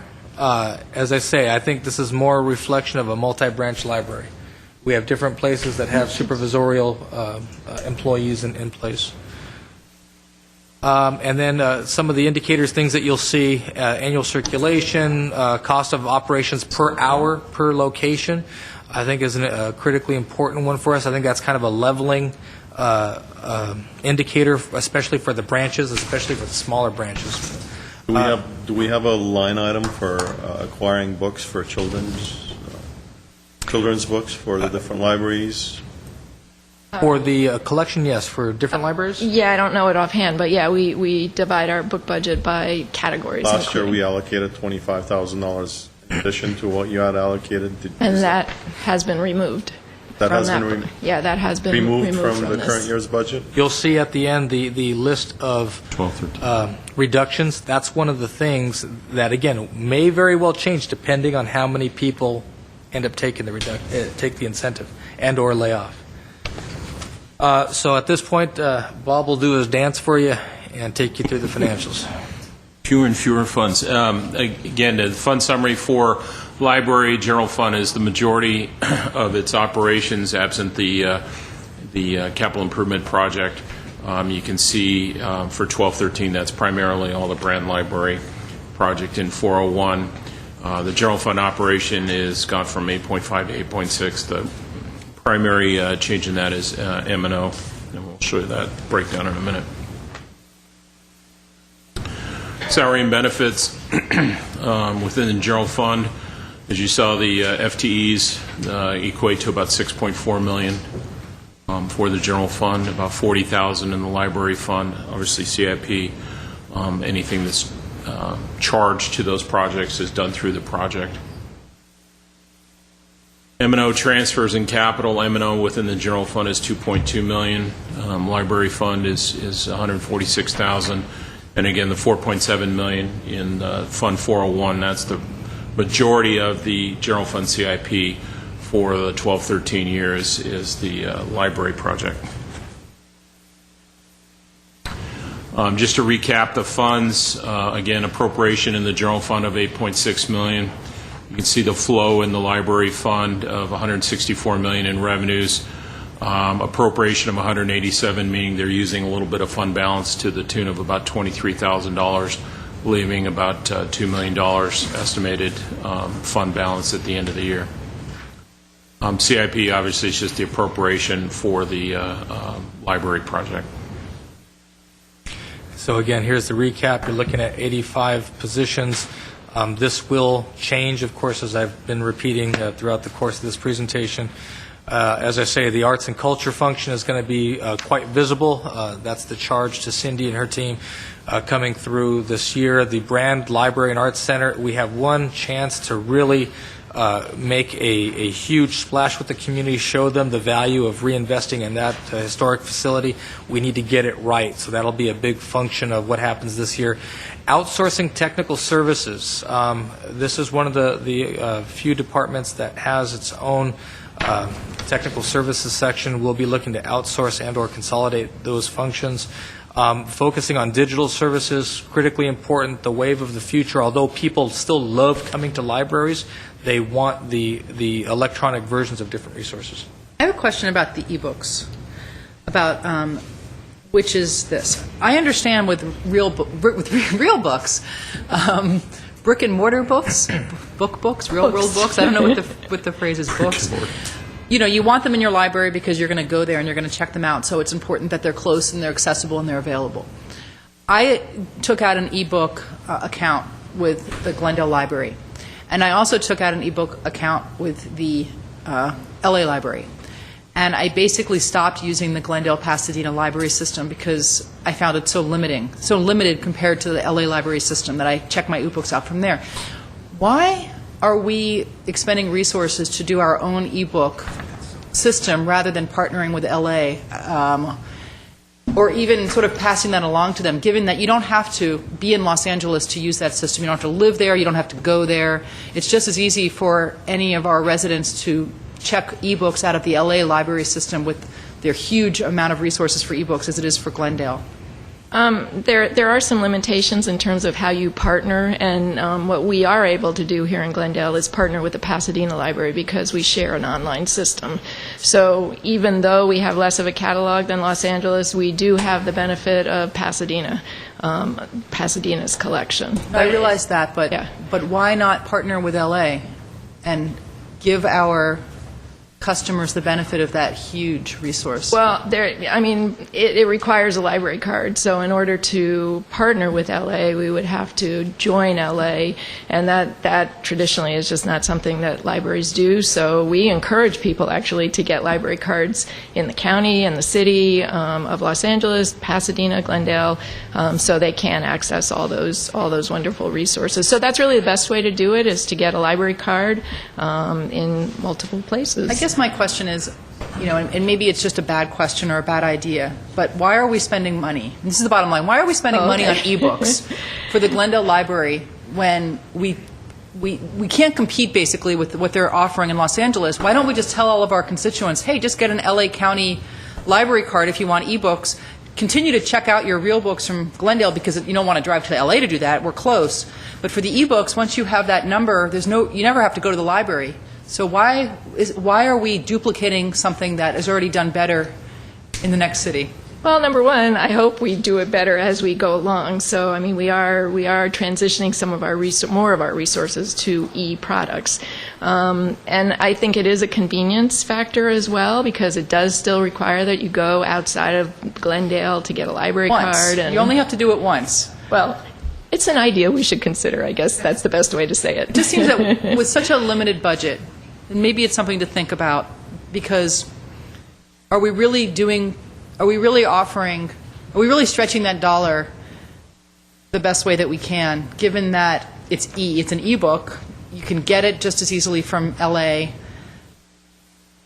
I think there's a great deal of merit. When you look at what the fourth point is in terms of expanding digital services, there has to be some kind of cost effectiveness that takes a look at the size of the number of volumes that LA has, number of volumes that we have, and for us to build something comparable, or at least something that makes sense to our patrons, what is the cost and how long will it take us to get there? And if we determine that the cost is too great or would take us too long to get there, then the alternative would be... Well, exactly. And I don't know that... this could be totally off base. I'm just interested if you've done that analysis. As Mr. Manoukian said, putting that money, let's say, into children's books where the kids are actually going to go there, or into the Chevy Chase, into our branches, into capital for our branches, rather than trying to reinvent something that's being done next door very well, which is available just as easily. Once you get that card, it's no different for our customers to log into the LA system and get those books. I guess the other answer I have is that libraries are evolving, as you know, and for a public library not to invest in really the future, which is e-resources, would be, in my opinion, that would be a misstep. To have a library in the city of Glendale that says we don't offer e-materials, e-books, e-resources, e-whatever, would be a misstep. Well, then have we thought about philosophically? Have we thought about then maybe buying different e-books than they buy in the LA library system? And we do partner in that way, and one of the problems with e-books right now is that the publishers are very limited in terms of what they are offering. That's opening up in leaps and bounds as we go. Until maybe 6 months ago, we couldn't access books through Kindle because of the proprietary issues with Amazon. But slowly but surely, publishers, vendors are realizing that the library is a place where people are introduced to these products. And so the catalog of materials available is expanding. And we'll take advantage of that without a doubt. We also are about to embark on, we just got a grant from 3M to add, I think we'll be adding, I better not give you a number, but we are adding a substantial number of e-resources through 3M as a result of a grant that we got in partnership with Pasadena. So we are expanding our catalog, and that's free because it's a grant. But in looking at that and also evaluating whether or not we need a more institutional relationship with LA, something that we'd have to consider. Yeah? I think that gets to where it is that you are. If we partner with them in much the way that we partner with Pasadena or vice versa, it may be that they don't want to partner. It may be that what they see is proprietary and we can't do that. But I think we have to answer the question. It's more than fair. Okay, let's move on. All right. Then last but not least in these areas, Library Foundation, we talked about that, trying to leverage community support and funding. Two key things that Cindy's librarians and her folks do a tremendous job with, but it's really perfecting this, is early childhood development, building a local history collection, and then making sure that the library is seen as an offshoot of career development at workforce reentry locations in conjunction with the folks over in community services and parks.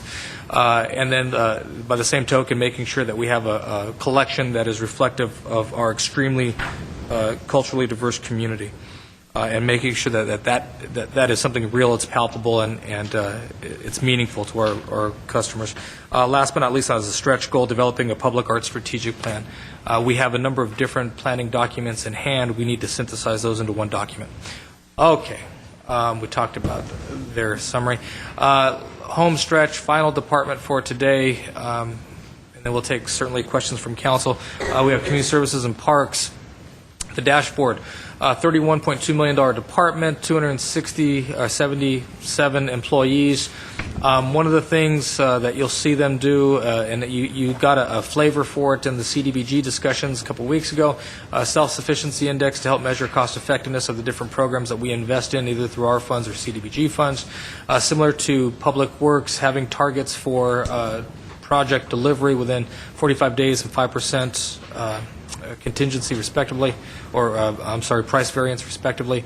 And then the transition that we talked about with Public Works with respect to the building maintenance function and potentially other consolidations. We'll be looking at number of participants, cost per participant. We'll be looking at the cost of hour of operation at our 21, it's amazing, we have 21 community centers, and making sure that they're all operating effectively, both measured against one another as well as what a standard would be outside. And then looking at our cost per participation in contract classes. And Bob will take you through the financials yet again. Can I ask about the strategic goals? One question. Sorry, Mr. Mayor, I'm not trying to slow things that's down. fine. Go ahead. You know, the other day we had, when we did the CDBG review, we had a lot of nonprofits who, were complaining because they were having their funding cut. And some of those nonprofits are providing similar services or services that we have in our Community Services and Parks division. And something that I would like to see us look at going forward is whether we can leverage our dollars by investing outside of CDBG, actually through the general fund and some of these nonprofit service providers, like Armenian Relief Society, lots of these groups that are out there, to really sort of use what they do best in providing volunteers and so that we can offload some of our expense, but also give them the benefit of additional funding.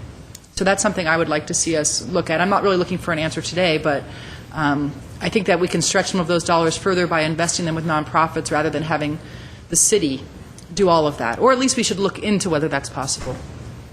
We have a surprise for you at the end of this presentation then. Okay. Bob? Okay, moving on to CSP and their fund summary. Obviously, the majority of their operations is housed in the general fund, with a reduction of about $340,000 from last year to this year.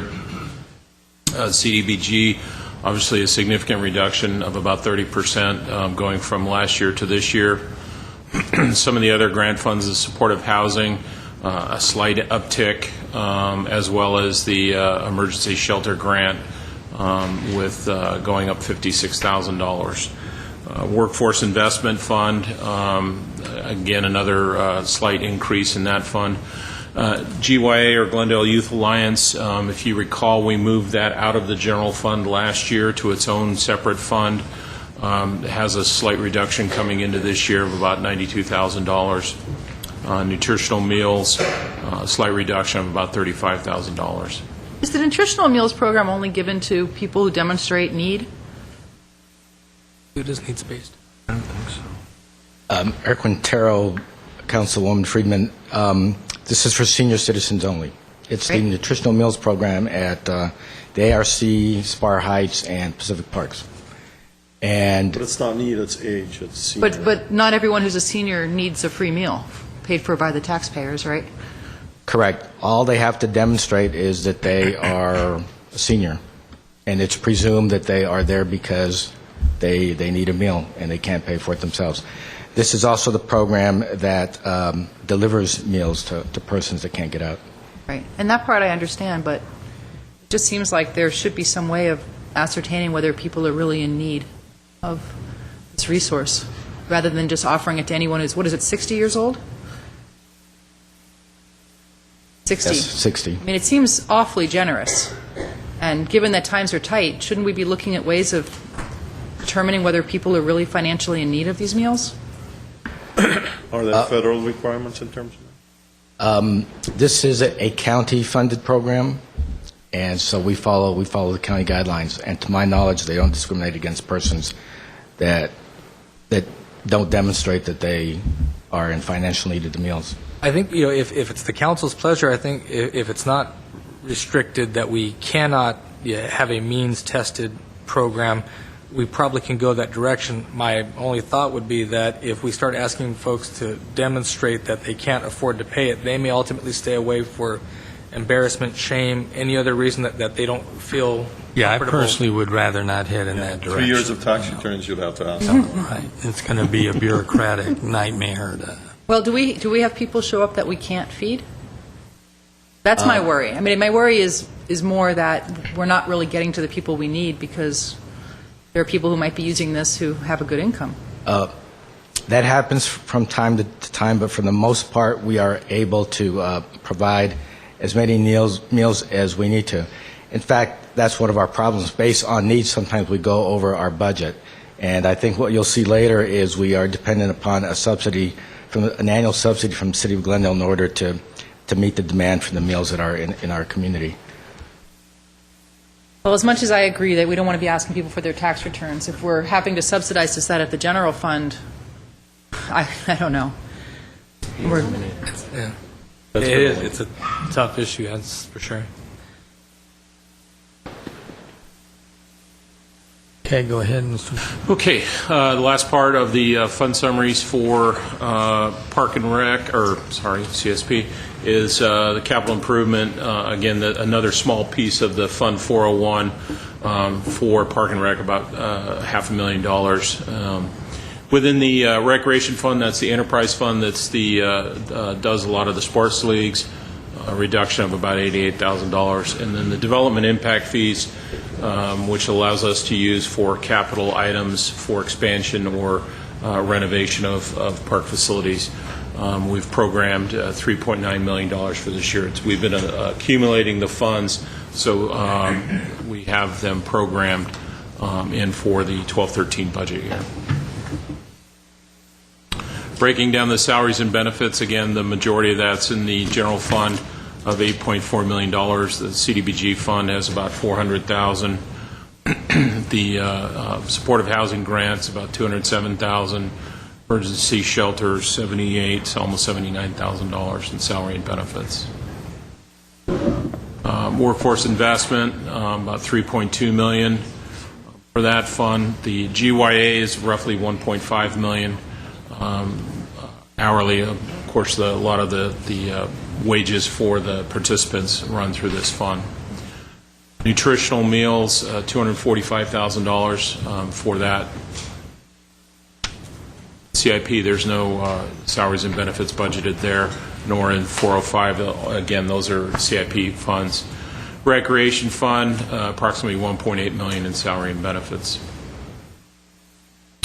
M&O transfers and capital for community services and parks within the general fund, M&O of about $3.4 million. In the CDBG fund, about $1.6 million.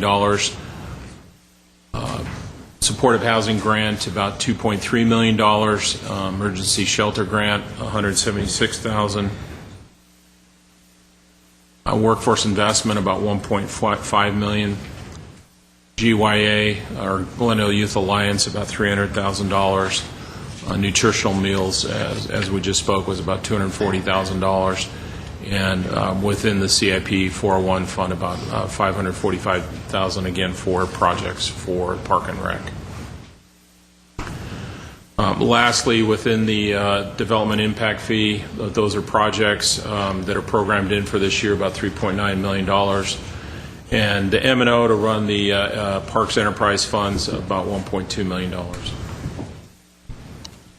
So recapping the revenue and fund balance positions estimated as of the end of 12/13, again, just $11.8 million in appropriation for general fund operations of community services and parks.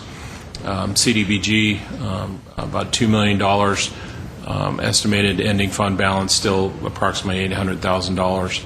Supportive housing have appropriation more than the revenues, so they're projecting use of fund balance. I'm not sure where we're getting to on that one.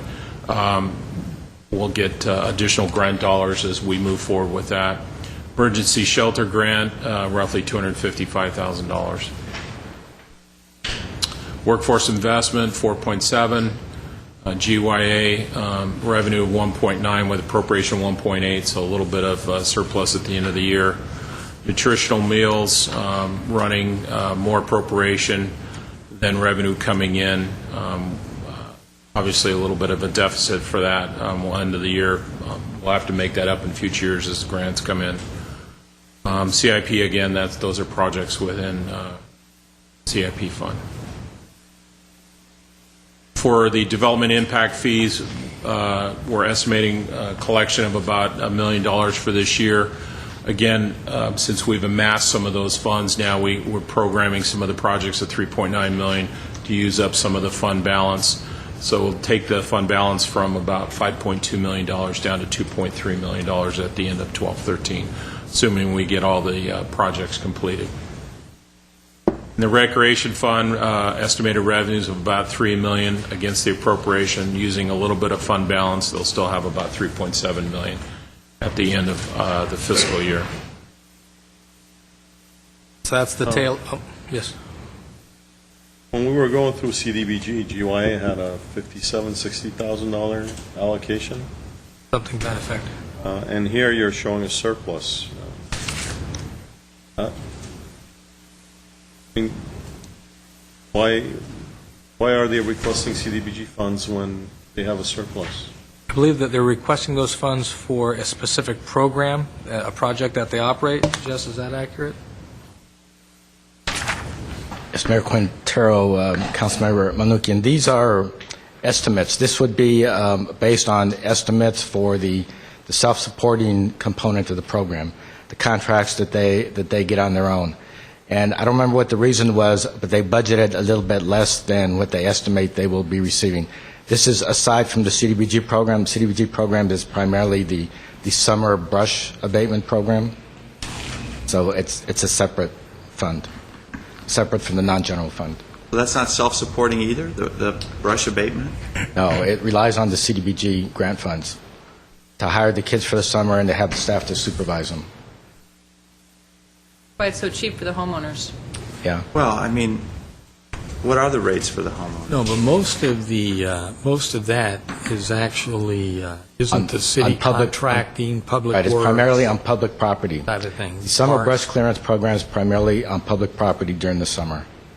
And then the self-supporting programs are year-round, where we get homeowners call the office and hire our crews, and then they go out and do the work, and so the program sustains itself. Generally, kids that work in the summer, they're there just for that summer program, then go back to school. And if they do a Kids are good more job, on a they year-round graduate and they get higher and higher responsible jobs. If they do work for they clear brush on public property, isn't that charged at full rate to the city general fund? Why would we be subsidizing The summer that work? summer brush abatement program is supported with grant funds, with CDBG funds. So the youth are paid out of the CDBG grant, not by the departments, and the supervisors are paid out of the CDBG grant. And then during the school year, or projects that are not part of the summer brush abatement program are either paid. We place youth in other city departments or in organizations community-wide, and then they're paid for out of the self-sustaining program, out of the 101 funds. with some funding from the Workforce Investment Act as well for during the school year. During the summer, though, there's charges made to the homeowners. That doesn't cover the cost of... Yes, we have several program components running concurrently. The primary one during the summer is the summer brush abatement program, but we do have other projects that run concurrently with businesses and private owners, you're right, where we still have the self-sustaining program occurring at the same time as the summer brush abatement program. So there's 5 or 6 different program components, and they all have their own nuances in terms of how they operate. I mean, I think we should make that pretty much a self-sufficient part of the program. I mean, when you're doing work for homeowners, presumably they have assets that they could bear the full burdened cost of that work. They're working with businesses. The business should be able to pay something close to the full burdened cost of that. So, I mean, who are we subsidizing? Homeowners that want to get cheaper brush clearance? And I've used them before, too. My parents have used them as well. But, I mean, they certainly, if the bill is $400, they could definitely afford an extra $100 on that, if that's what it is to make it full cost. Well, again, for the most part, the summer brush abatement program supported with CDBG and some WIA funds and some county funds, when the county allocates county funds, are used for projects on public property. So if we're still going to have that work done by GYA, then those public entities would have to pay for the work and have to pay their wages. Which public entities are we talking about? Well, City of Glendale? Yeah, primarily City of Glendale. Yeah, there's some... Isn't there an internal service fund that is that some of these costs are allocated to the individual departments, Mr. Elliott?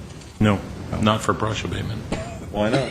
Otherwise, you'd have someone else do the brush clearance, and you'd have to charge them.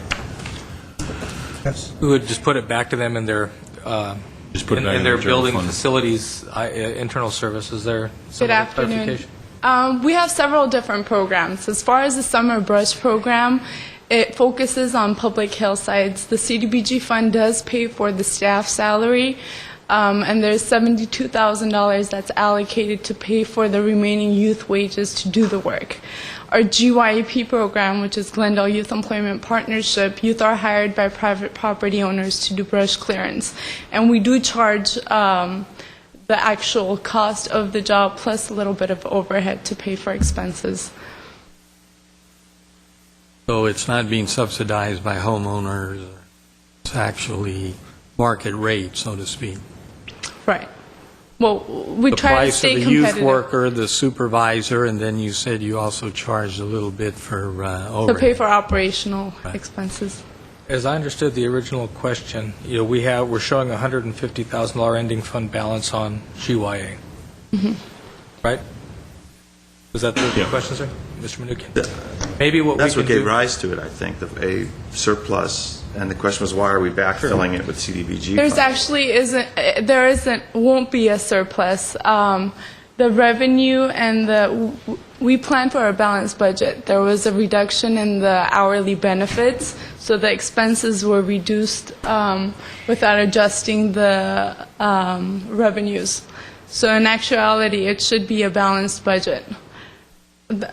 There's an error on the revenues that we need to correct.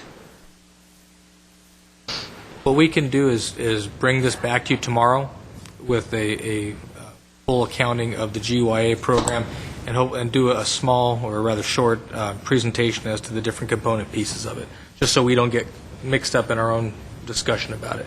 Because I think I understand where you're going. If they don't need as much money, then is there CDBG money that could be freed up? I don't hear the staff saying that, but let's understand that.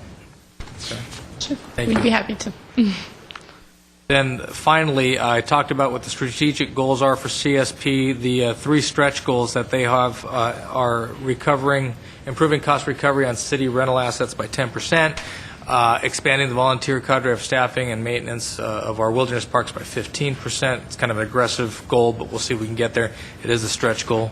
And to Council Member Friedman's comment about being able to supplement any kind of social program with your CDBG, or community program for CDBG, a white paper looking at the establishment of locally funded community chest type of funding that would be Glendale-based without all the rules and strings attached that the feds have, that allow the council to invest in those community organizations that best serve based on that cost-effectiveness index that we talked about at the top as a means of investing in the best parts of Glendale.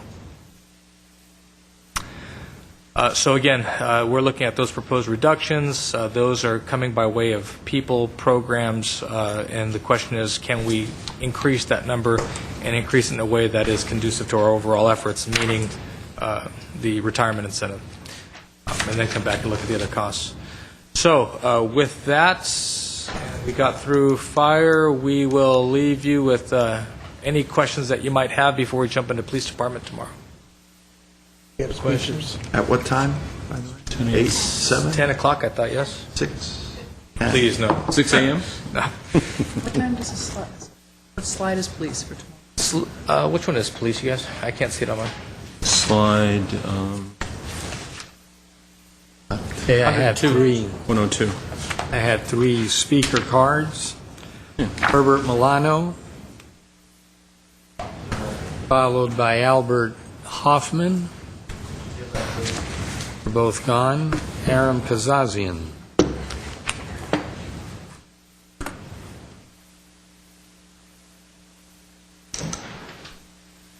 Subject you're calling me for, Mayor? The budget. There's only one. A general. Okay, let me go quickly regarding Hassan. Hassan, you want to, what, oh, you left. Oh, here's there, right there, sorry. I'll give you some examples of what problem is. I went down to get a building permit to replace a stairway, just like Mrs. Friedman did. The stairway was built 1924. It has its own concrete stairs, but the wood stringers were all termite dry rotted. And it's on the side yard, unfortunately. There's no way you could move it. It's on the 5-foot setback, and there's a garage right next to it. You couldn't do it. And the only way they could do it, they say you can only replace half of the stairway, even though both stringers are all termite dry rotted. You only have the right to replace half. Once you take it out, you have to comply with a 5-foot setback. Cannot be done. This is something that you should look into that because that means you can only replace half of the threads on it, half of the one side is string only. The other side has to stay with the termite and dry rot the way it is. This is one example I give you. The second one is we went down to get a permit for a older house was built 1926 again to add 4.5 to the side of the living room. The living room is too small, only 10 feet wide, and the house has 35-foot setback. Code says 15 feet. I went down the counter again. It was really bad because you got to put $800 in to tell you in 2 months if you could do it or not. And I was advised that you will not be able to do it because the house only has 1-car garage.